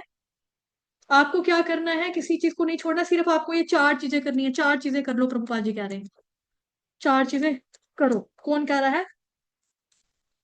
प्रभुपाद जी को मैं शॉर्ट में पीपी लिख देती हूँ, ठीक है, ताकि आपको पता लग जाए कि ये श्रीला प्रभुपाद जी के बारे में हम, कि श्रीला प्रभुपाद जी ने ये बात बताई, हमको पॉइंट्स बता रहे हैं श्रीला प्रभुपाद जी वाले, ठीक है। प्रभुपाद जी कह रहे हैं एक चीज आप करो, हरे कृष्ण महामंत्र का जप कर लो, ठीक है। प्रभुपाद जी 4 चीजें बता रहे हैं कि अगर व्यक्ति इन 4 चीजों को करता है तो घर में रहते हुए भी आराम से भक्ति कर सकता है। आपको कहीं जाने की जरूरत नहीं है कि छोड़ो घर बार चलो हरिद्वार, ना, आप घर में रहकर ही भक्ति करो, घर पर भक्ति करो, घर पर भक्ति करो, घर पे भक्ति करो अपने। कैसे कर सकते हैं? हरे कृष्ण महामंत्र का जप करके करो, भगवान जी को भोग लगाकर खाओ, भोग लगाना है, जो प्रसाद पाना है भगवान जी को भोग लगाकर पाओ, ठीक है। तीसरा प्रभुपाद जी कह रहे हैं, ओ भगवत गीता, भगवत गीता को मैं बीजी लिख रही हूँ जैसा कि हम लिखते हैं, श्रीमद् भागवतम महापुराण, इनको पढ़ो या इनका श्रवण करो, इनका अध्ययन करो, अध्ययन करो, ठीक है, इनको स्टडी करो आप लोग, ठीक है। जो लोग स्टडी नहीं कर सकते, कई बच्चे होते हैं डिवोटीज होते हैं, उनको आंखों से नजर नहीं आता, पढ़ा नहीं जाता, सर्वाइकल की प्रॉब्लम है, रीढ़ की हड्डी की प्रॉब्लम है, तो वो लोग कम से कम श्रवण तो कर सकते हैं, श्रवण करो, ठीक है। और चौथी चीज प्रभुपाद जी बताते हैं, अर्च विग्रह की, अर्च विग्रह की सेवा करो, अर्च विग्रह की सेवा करो, ठीक है।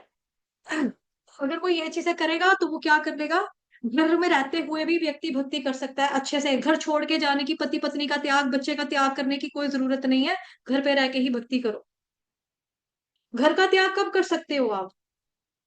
जब आपकी आध्यात्मिक प्रगति के लिए परिवार अनुकूल ना रहे, तब आप परिवार का परित्याग कर सकते हो, अन्यथा नहीं कर सकते हो। अगर घर वाले साथ मिलकर कीर्तन कर रहे हैं, भोग लगा रहे हैं, भगवत गीता भागवतम पढ़ रहे हैं, चर्चा कर रहे हैं, सबको मिलकर सेवा करनी है ठाकुर जी की, श्रीमद् भगवत गीता भागवतम का अध्ययन चर्चा करनी है, तब जाकर के परिवार में क्या हो जाएगा, परिवार सुखी परिवार हो जाएगा। फिर कहते हैं कि कृष्ण के साक्षात्कार के लिए और उनकी सेवा के लिए अपना सब कुछ निछावर कर दो, जैसे अर्जुन ने किया था। वो अपनों को मारना नहीं चाहता था, लेकिन भगवान की प्रसन्नता के लिए उसने किया ऐसा, भगवान की प्रसन्नता के लिए बाण चलाए उसने अपने परिवार पर, जिससे वो पूरे तरीके से सुखी हो। और आगे चलकर कहते हैं कि इस संसार में ना तो कोई पूर्ण सुखी है, ना ही कोई पूर्ण दुखी है। सुख और दुख भौतिक जीवन को दूषित करने वाला है, तो सीखना चाहिए गीता का उपदेश क्या है। जैसे मैंने यहाँ पर पढ़ा ना, सुख दुख, सुख दुख के बारे में कुछ लिखा था हमने, सुख दुख के बारे में कहाँ पढ़ा था, सुख दुख के बारे में बताया था ना आपको, कि सुख क्या है, मेरे को मेरी पसंद की चीज मिल गई तो सुख हो गया, बुरी चीज मिल गई तो दुखी हो गए हम, तो वो चीज नहीं करनी है, ठीक है। चलिए बस होने वाला है खत्म, अगला पॉइंट पे आएंगे हम। अगला पॉइंट जो है आपका वो है अच्छी तथा बुरी घटनाओं के प्रति संभाव रहना, ठीक है। जो चीज मेरे को पसंद है, अगर मेरे को वो चीज मिल जाती है तो मैं पर खुश हो गई, जो चीज मेरे मन के अनुकूल है वो मेरे को मिल गई तो मैं बहुत खुश हो गई, नाचने लग गई। जो प्रतिकूल है उसको पाकर हम दुखी हो जाते हैं, तो हमें ऐसा नहीं करना चाहिए। जो कुछ भी है हमको उसे संभाव से ग्रहण करना चाहिए। संभाव के बारे में बताया जा रहा है, अगर कोई घटना मेरे अनुकूल घटी तो मैं सुखी हो गई, अगर कोई घटना मेरे प्रतिकूल घटी तो मैं दुखी हो गई, ऐसा नहीं होना चाहिए, ठीक है। यानी कि किसी ने किसी को, कोई मिल गया, कोई पा लिया, मैंने तुमको चाहा मिल गया, है ना, यप्पी यप्पी ये let's party whole night, party whole night, ऐसा नहीं करना। और जब कोई चीज छूट गई या कोई ऐसी अप्रिय घटना होगी जो आपको पसंद नहीं थी, ठीक है, आपकी गर्लफ्रेंड की शादी किसी और के साथ होगी, जब दिल ही टूट गया हम जी कर क्या करेंगे, ऐसे भी नहीं गाना है, ऐसे भी नहीं अपनी स्थिति कर लेने की, मिला तो नाचो, ना मिला तो रोना, रोने लग जाओ, मरने लग जाओ। सुसाइड भी लोग कर लेते हैं, बेगॉन स्प्रे पियेंगे, नसें काटेंगे, नाड़ियां काटेंगे, है ना, गोली मार लेंगे, छत से छलांग लगा देंगे, पानी में डूब के मर जाएंगे। हमारे यहाँ पे चिनाब दरिया है, जम्मू कश्मीर में बहुत खतरनाक चिनाब दरिया, वहां पे कहीं चले जाते हैं सुसाइड करने। जम्मू में तवी नदी है, तवी नदी में जैसे ही पानी थोड़ा सा गहरा होता है, बारिशें पड़ती हैं, लोग उस मरने चले जाते हैं, सुसाइड करने चले जाते हैं। तो हमें ऐसा नहीं करना है। ये क्यों करता है कोई सुसाइड, जब उसको उसके मन के मुताबिक नहीं मिला तो। और जैसे कुछ केसेस में हम देख रहे हैं समाज में, आपको मन के मुताबिक नहीं मिला तो लोग मर्डर कर रहे हैं, जैसे उस लड़की ने किया, ड्रम वाली ने कर दिया, ड्रम मार दिया, पति को मार के ड्रम में डाल दिया, नीले रंग का ड्रम, ठीक है। एक औरत ने क्या किया, हनीमून पे जाके पति का कत्ल कर दिया, एक और ने किया सेम सेम चीज में 4-5 चीजें हो गई। नहीं मिला तभी तो किया ना, बिकॉज उनको जो चाहा वो नहीं मिला तो लोगों को मारना शुरू हो गए। शादी कर ली लेकिन मार दिया, ये चीज गलत है ना। और कुछ केसेस में क्या हो रहा है, एक एक मैंने ये भी पढ़ा, एक लड़की ने सुसाइड किया कि उसको दहेज के लिए तंग किया जाता था, साथ ही उसका पति कहता था कि जब से तू मेरी जिंदगी में आई है तब से मैं खुश नहीं हूँ, मैं सुखी नहीं हूँ। सास भी कहती थी ये लड़की हमारे घर में आकर ऐसे, ये वो, उसको कोसा जाता था। तो उस लड़की ने मरने से पहले नोट छोड़ा, चिट्ठी छोड़ा कि भाई अब आप लोग खुश होना होना होना प्रसन्न हो जाना, मैंने आप लोगों को दुख दिए, आप लोगों की जिंदगी में आके मैं मर रही हूँ, मेरे बच्चों का ख्याल रखना। दूसरी शादी अपने पति को लिखकर जाती, दूसरी शादी जरूर करना, जरूर करना, जरूर करना, ताकि तेरे को तेरे अकॉर्डिंगली पत्नी मिल जाए। मैंने कभी गलत का साथ नहीं दिया, मैं आप लोगों को बोल पड़ती थी कि आप लोग मेरे साथ गलत कर रहे हो, शायद मैंने ये गलती करती थी, आपको हर्ट होता था ये चीज सुनकर, मैं मर रही हूँ, मैं सुसाइड कर रही हूँ। तो ऐसे हमें नहीं करना है। देखो दुनिया में बड़े सारे कपल है जिनकी आपस में नहीं बन पाती है ना। ये हमारी प्रैक्टिकली सीखने की बात है आज की डेट में, कि हमारे शास्त्रों में नहीं लिखा है कि एक दूसरे को तलाक दो और उसको छोड़ दो। लेकिन जो सिचुएशंस आजकल कलयुग में हो रही है कि खून करने, मर्डर करने, सुसाइड करनी, उससे बेटर है कि ठीक है आप अलग हो जाओ, कानून का सहारा लो, तू अपने रास्ते जा, मेरे को अपने रास्ते जाने दे, तू भी खुश मैं भी खुश, तू भी घर किसी और के साथ बसा जो तेरे को पसंद है, जो तेरे टाइप का है, मैं तेरे टाइप की नहीं, मेरे को छोड़ दे, मेरे को कहीं और जाने दे जहां पे मैं खुश हूँ। या मैं शादी करूँ ना करूँ वो अलग बात है, लेकिन कम से कम किसी का खून मत करो। और कम से कम भगवान ने जो आपको जिंदगी दी है, नायाब तोहफा दिया, प्रीशियस तोहफा दिया भगवान ने, कम से कम आप उसको खत्म मत करो मरकर, इस तरह से व्यर्थ मत करो। आपको भगवान जी की भक्ति करनी है, सेवा करनी है, सब कुछ ठीक हो जाएगा। बिगड़े बिगड़े जो होते हैं ना, जो कहते हैं ना, क्या बोलते हैं पंजाबी में कहावत है, पोतरों पोतरों के पोतरों से बिगड़े हुए बच्चे हैं, जो पंजाबी बैठा है इधर कोई, पोतड़ों क्या कहते हैं, ये पोतड़ों से खराब है। पोतड़ों किसको बोलते हैं, जो बच्चा पैदा होता है ना, बच्चे को लंगोट पहनाया जाता है। तो ये कहते हैं जब जब से ये बच्चा लंगोट पहनता था ना, तब से ये बच्चा खराब है, तब से ये बंदा खराब है। वो वाले बच्चे भी सुधर जाते हैं कहीं शादी के बाद, भगवान की अगर आप भक्ति करोगे, नाम लोगे, तो ऐसे ऐसे आदमी अड़बिल खड़बी बैंगड़ आदमी जो होते हैं वो भी सुधर जाते हैं। माता जी ने हैंडल किया है। हाँ माता जी, बिंदु वर्मा माता जी, क्या क्या कहावत है वो? माता जी पोतड़े दे बिगड़े दे। हाँ पोतड़ों के बिगड़े पोतड़ों के बिगड़े थे। शशि माता जी भी शायद समझ पाएंगे, उल्लासनी माता जी भी समझ पाएंगे, नीला माता जी भी, जो मतलब नॉर्थ इंडियंस लोग हैं वो समझ सकते हैं। पोतड़े बोलते हैं लंगोटों को, कि जो लंगोट पहनते हैं बच्चे, जब से ये बिगड़े हुए हैं, ये लोग भी सुधर जाते हैं अगर भगवान की भक्ति करेंगे तो हमें सुसाइड नहीं करनी है, मरना नहीं है। जिंदगी में देखो सारी चीजें समान नहीं मिलती हैं आपको, अच्छा भी मिलेगा, बुरा भी मिलेगा। बुरे को भी सहना है, अच्छे को भी सहना है। अगर सहन शक्ति से बाहर है, डू और डाई वाली सिचुएशन है, या तो मैं इसको मार दूंगी या मैं खुद मर जाऊंगी, तो ऐसे केस में क्या करना है, अलग हो जाओ, बेहतर है। मरो मत और मारो मत, सुसाइड मत करो, ये भी अपराध है, पाप है। पिशाच बनोगे, भूत प्रेत बनोगे, क्या फायदा उस चीज का। जब तक आपके खानदान में कोई भक्त पैदा नहीं होगा जो आपके नाम का भगवत गीता का पाठ करेगा, जो हरे कृष्ण महामंत्र का जप करेगा, तब तक आपकी मुक्ति होने वाली नहीं है। पेड़ों के ऊपर टंगे रहते रहेंगे हम, पता किन की तरह, विक्रम विक्रम विक्रम, बेताल ताल ताल, विक्रम विक्रम विक्रम, बेताल ताल ताल। उसमें था ना एक विक्रम राजा और बेताल। बेताल क्या करता था, उल्टा लटका रहता था, हे राजा तू बोला ले मैं चला। वो बचपन में हम देखते थे ना ये कहानी, टीवी पे आती थी विक्रम और बेताल की कहानियां। तो हमें वैसा बेताल की यूनिट चाहिए आपको, पेड़ के ऊपर उल्टा लटकने वाली। मतलब कि दुनिया में बड़े लोग दुखी हैं, सारे दुखी हैं, नानक दुखिया सब संसार, सब दुखी हैं। तो सुख कहाँ पे मिलेगा, भगवान की भक्ति में मिलेगा। इसीलिए ना तो आपको घर गृहस्थी को छोड़ना है, छोड़ने की जरूरत नहीं है। घर गृहस्थी में रहकर सेवा करो, भगवान जी की, ठाकुर की सेवा करो, भक्ति करते रहो, कोई फर्क नहीं है, कोई प्रॉब्लम नहीं है। औरत को तो खास तौर पे घर छोड़ के नहीं जाना है। औरत को तो खास तौर पे घर नहीं छोड़ के जाना है कि मेरे अकॉर्डिंगली घर वाले नहीं चल रहे हैं, मीट खाया जा रहा, तो मैं निकल जाती हूँ यहाँ से। कहाँ जाओगे? औरत जात के लिए बताया गया सनातन धर्म में, आदमी की संरक्षण में रहना, पिता की संरक्षण में रहना, पुत्र की संरक्षण में रहना, पिता पति बच्चे इनके साथ रहना। आदमी का सहारा हमको चाहिए औरत जात को, ऐसे नहीं है। आप किसी आश्रम वगैरह में चले जाओगे, वहां पे जाके किसी ने रेप कर दिया, फिर औरत है, खुली औरत हो अगर, आदमी को देखकर नियत खराब होते देर नहीं लगती, ना पैसे को देखकर नियत खराब होते देर लगती है, ना औरत को देखकर नियत खराब हो जाती है बंदे की।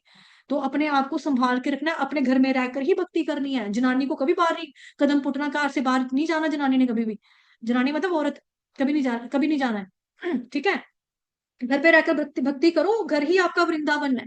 मन में वृंदावन धाम के बारे में सोचो, मन में बांके बिहारी के बारे में सोचो, घर में बैठ के हरे कृष्ण महामंत्र का जप करो, जो खाओ भगवान जी को भोग लगा कर खाओ। सिचुएशन नहीं है भोग लगाने की, मन में मानसिक भोग लगा सकते हैं, भगवान मानसिक भोग भी स्वीकार करते हैं। इतने कृपालु, इतने दयालु है भगवान। क्या भगवान को आपकी सिचुएशन नहीं पता होगी? सबको मालूम है, भगवान जी को सब कुछ पता है। चलो यार, बड़ा ज्यादा हो गया चलो अगला पॉइंट करते हैं। फिर भगवान जी बता रहे हैं मेरे प्रति अनन्य भक्ति, निरंतर अनन्य भक्ति। ठीक है, ये आपने 9 चैप्टर में भी पढ़ा है। सततं कीर्तयन्तो माम यतन्तस्त्रुडव्रताः। अनन्य भक्ति कृष्ण के प्रति, भगवान के प्रति होनी चाहिए। इसीलिए हमको नवधा भक्ति का पालन करना चाहिए, जिसमें आता है श्रवणम, कीर्तनम, अर्चनम, स्मरण, पाद सेवनम, वंदनम, दास्यम, साख्यम, आत्मनिवेदनम। इसको हमें करते रहनी चाहिए प्रैक्टिस। फिर आ गया जी आपका पॉइंट, एकांत स्थान में रहने की इच्छा। इच्छा तो लोगों को बहुत होती है कि हम एकांत स्थान में जाएं, एकांतवास कर लें। लेकिन एकांतवास में भी आजकल क्या है, पवित्र स्थान भी आजकल अपवित्र हो रखे हैं। यानी कि रीलें बन रही हैं, नाचा गाया जा रहा है। ठीक है, आपको भक्ति करने वाली जगहों पे भक्ति का एटमॉस्फेयर नहीं मिलता। आप कहीं जाते हो साधना करने के लिए, वहां पर हो रहा है कि जर्रा सा झूम लूं मैं, अरे नारे नारे ना। ठीक है, वहां पे रीलें बन रही है, बच्चे नाच रहे हैं, टीनेजर खास तौर पे नाचा नाची हो रही है वहां पे। तो ऐसे में आपको कहाँ से भक्ति का माहौल मिलेगा? एकांत में वास करने की इच्छा होती है, भक्तों को होनी चाहिए। तो भक्तों के संग में रहकर भी आप भक्ति को कर सकते हो, जैसे हम इस वक्त कर रहे हैं। अपने अपने घरों में बैठे हैं, जूम एक एप्लीकेशन है जिसके माध्यम से आप सुबह 3 बजे जुड़ते हो, हरे कृष्ण महामंत्र का जप करते हो। ये भी आप कर सकते हो। ठीक है, और जब आपको मौका मिलता है, वृंदावन धाम जैसे जगहों पे जाके एकांतवास करो, कमरा लो और भक्ति करो, भक्ति भजन करो रूम के अंदर बैठ के अपना, और मंदिर में दर्शन के लिए जाओ, परिक्रमा के लिए जाओ। इस तरह से आप कर सकते हो। ठीक है जी। फिर उसके बाद आपका पॉइंट है जी, जन समूह से भी लगाव, जन समूह से भी लगाव, जनता, जनार्दन के साथ। कौन सी वाली? जो सामान्य जनता है, अभक्त जो है, उनके साथ आपका क्या होना चाहिए? वी लगाव। वी लगाव का मतलब ये नहीं कि उनसे नफरत करनी है, वी लगाव का मतलब है दूरी बना के रखना है, कीप डिस्टेंस, डिस्टेंस मेंटेन करके रखना है उनसे। हमें भौतिकतावादी लोगों से मिलना नहीं चाहिए। और कैसे देखना चाहिए? तो प्रभुपाद जी बता रहे हैं कि स्वयं की परीक्षा करके देखिए कि हम गलत संगति में तो नहीं है। ये जो जिस बंदे का मैं संग कर रहा हूँ, क्या ये भक्त है कि या नहीं है? इसके अंदर जो गंदी आते हैं, क्या है, मेरे को तो नहीं लग जाएंगी? मूवी थिएटर, फिल्में, फालतू टीवी, चुगलखोरियां, प्रजल्पा, व्यर्थ का खेल कूद। चल यार, बैट बॉल खेलने जाते हैं, क्या माला कर रहा है? चल चल फुटबॉल खेलेंगे, बड़ा मजा आएगा। फिजिकली फिट नहीं होना, कल को शादी नहीं करनी, पत्नी को संतुष्ट कैसे करेगा? इंसान का जो है ना, स्ट्रांग होना बड़ा ज्यादा जरूरी है मर्दों का। चल यार, तू मर्द है क्या? औरतों की तरह घर में बैठ के माला कर रहा है? चल चल खड़ा हो, चल बैट बॉल खेलने चलेंगे, चल फुटबॉल खेलने चलेंगे, चल आज वॉलीबॉल खेलने चले जाएंगे। इस तरह से जो व्यक्ति कर रहा है, उससे दूरी बना के रखो, उसके पास नहीं जाना। ठीक है, या फिर जो बहुत ज्यादा ज्यादा सामाजिक उत्सवों में सम्मिलित होते हैं, तो उसमें रुचि नहीं होती है भक्तों को। मतलब उनको एकांत में रहने की इच्छा होती है। ये वाला एकांत की बात हो रही है। ठीक है, समझ आया? क्लियर हुआ पॉइंट? हरी बोल, क्लियर हो रहे हैं? धन्यवाद। चलो, इसका श्रेय सारा जाता है प्रभुपाद जी को, गुरु महाराज जी को, शिक्षा गुरु जी को, आप सभी वैष्णव भक्तों को, कि आपको समझ में आ रहा है। आत्म साक्षात्कार की महत्ता को स्वीकार करना, परम सत्य की दार्शनिक खोज, इन सबको मैं ज्ञान घोषित करता हूँ। ठीक है, 2 ही रहे हैं बचे हमारे। तो व्यर्थ में समय नहीं गवाता, दार्शनिक खोज करता है। एक ज्ञानी व्यक्ति जो होता है, हमेशा दार्शनिक खोज करता है कि भगवान कहाँ मिलेंगे, भगवान को मैं कैसे प्राप्त कर सकता हूँ। और भगवान को जो प्राप्त करने के लिए विवेक होना चाहिए, दार्शनिक या आत्मिक के विषय में शोध करना चाहिए, आत्मा को समझने के लिए प्रयास करना चाहिए। और फिर कह रहे हैं कि आत्म साक्षात्कार की महत्ता को स्वीकार करना, यानी कि आत्म साक्षात्कार में उसका इंटरेस्ट होना चाहिए, उसकी रुचि होनी चाहिए। तो जैसा कि मैंने बताया था, लास्ट वाले जो 2 पॉइंट है ज्ञानियों के लिए, बाकी जो 18 वाले हैं वो भक्तों के लिए। हाँ, आप भक्ति करोगे, आपके अंदर ये सारे के सारे गुण ऑटोमेटिकली इनबिल्ट हो जाए। अंदर ही है, वैसे इनबिल्ट तो है, बस सोए हुए हैं, जाग जाएंगे वो। तो अगला पॉइंट है आत्म साक्षात्कार में रुचि।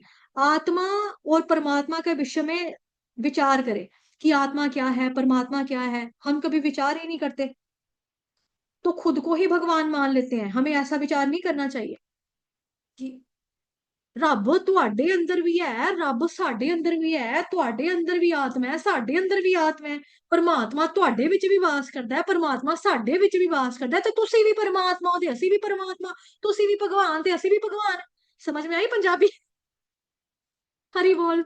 समझ में आ गया? या कोई ऐसा जिसको समझ में नहीं आया, उसको मैं हिंदी में बता देती हूँ। आ नहीं गया माता जी, आ गया समझ में। आ गया समझ में? आ गया। कौन तो कौन में ऐसे ऐसे कई आपको मिलते हैं दुनिया में, ऐसे कई लोग होते हैं, तुसी भी भगवान ते ਅਸੀਂ ਵੀ ਭਗਵਾਨ, ਅਸੀਂ ਸਾਰੇ ਹੀ ਸਾਰੇ ਕੀ हैं, ਅਸੀਂ ਸਾਰੇ ਤੇ ਸਾਰੇ ही भगवान है हैं जी। तो अपने आप को भगवान मान लेते हैं, ऐसा विचार नहीं करना चाहिए। और फिर जो हमने सीखा भक्ति की, भगवान कौन है, आत्मा क्या है, परमात्मा क्या है, आत्म साक्षात्कार, भगवान का रूप वगैरह, इसका हमें चिंतन करना चाहिए, मनन करना चाहिए। और आखिरी में प्रभुपाद जी लिखते हैं, विनम्रता से लेके भगवत साक्षात्कार की जो ये विधि है, आप लोग प्लीज अपनी बुक में देख लो, बिकॉज मैंने किया तो मुझे काफी नीचे स्क्रॉल करना पड़ेगा। वैसे पेज नंबर शायद मुझे याद है 11 से लेके मैंने कहा था 18 पेज नंबर तक है ना। तो प्रभुपाद जी एंड में बता रहे हैं यहाँ पे, ये भी ठीक है। चलो आप पढ़ लो, बहुत समय हो चुका है, आप लोग मैच कर लो, यहाँ पे मैं बता रही हूँ इधर। प्रभुपाद जी ने आखिरी में लिखा कि विनम्रता से लेके भगवत साक्षात्कार की जो विधि है, जो मतलब कि भूमि से चलकर मंजिल तक पहुंचने की सीढ़ी के समान है। ये किसके समान है? सीढ़ियों के समान है। तो हम अभी पहली सीढ़ी पर ही हैं।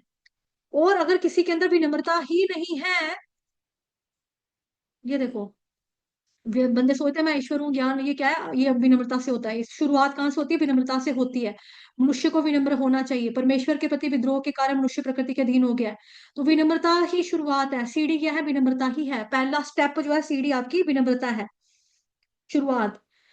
और अगर कोई आगे पे नहीं है तो समझो कि शुरुआत आपकी विनम्रता से हो रही है। पहली पौड़ी, पहली सीढ़ी के ऊपर ही हो। और जो भगवत साक्षात्कार जो है वो अंतिम सीढ़ी मानी जाती है।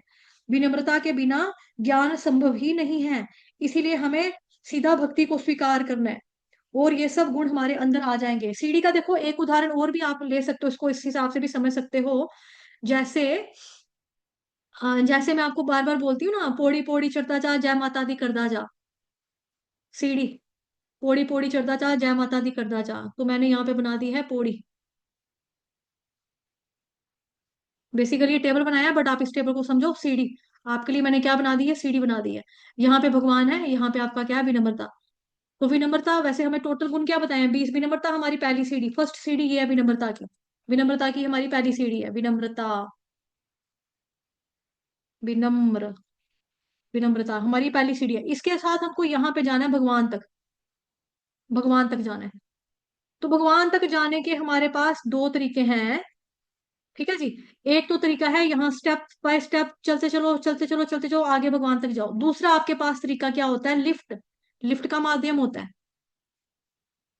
दूसरा आपके पास क्या तरीका है? दूसरा तरीका है जी आपके पास, आप लिफ्ट का इस्तेमाल करिए और अपनी बिल्डिंग में सीधा 10वें फ्लोर के ऊपर, 12वें फ्लोर के ऊपर, जो भी फ्लोर है आपका, उस पर सीधा सीधा जा सकते हो बिना थकावट के, बिना रुके हुए। तो हमको क्या करना है? भक्ति जो है वो लिफ्ट के समान है।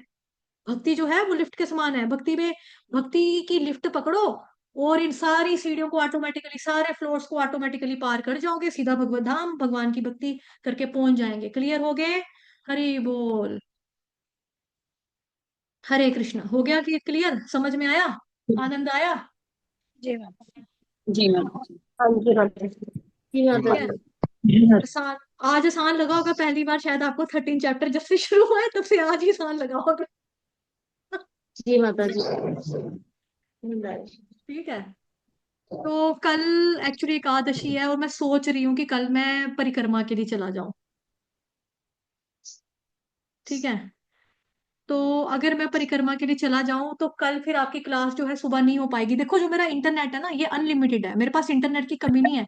प्रॉब्लम मेरे को हो जाती है सिग्नल्स की, क्योंकि वृंदावन में यहाँ पे सिग्नल का बहुत इशू है। खास तौर पे जैसे ही 10 11 12 बजेंगे ना उसके बाद नेटवर्क इशू आना शुरू हो जाता है। शाम को 4 5 बजे के बाद तो बहुत बुरा हाल होता है, बिकॉज 5 6 बजे दफ्तरों में शुरू, क्या बोलते हैं, छुट्टी होना शुरू हो जाती है, लोग जाते हैं, नेट वगैरह यूज करते हैं, तो बहुत ज्यादा प्रॉब्लम होती है। और आज सैटरडे संडे है ना, इस वजह से यहाँ पे रश भी बहुत ज्यादा है। तो मैं सोच रही थी कल अगर मैं परिक्रमा करने चला जाऊं तो फिर क्लास आपकी कब होएगी? कथा भी है, क्या क्या बोलते हो आप लोग? क्योंकि अगर मैं सुबह सुबह 2 3 बजे, 2:30 3 बजे निकल गई तो शायद मैं कितने बजे तक वापस आ सकती हूँ? मैंने, मुझे समझ नहीं आ रही ना। शाम को ले लेना माता जी। मेरे को कोई गाइड कर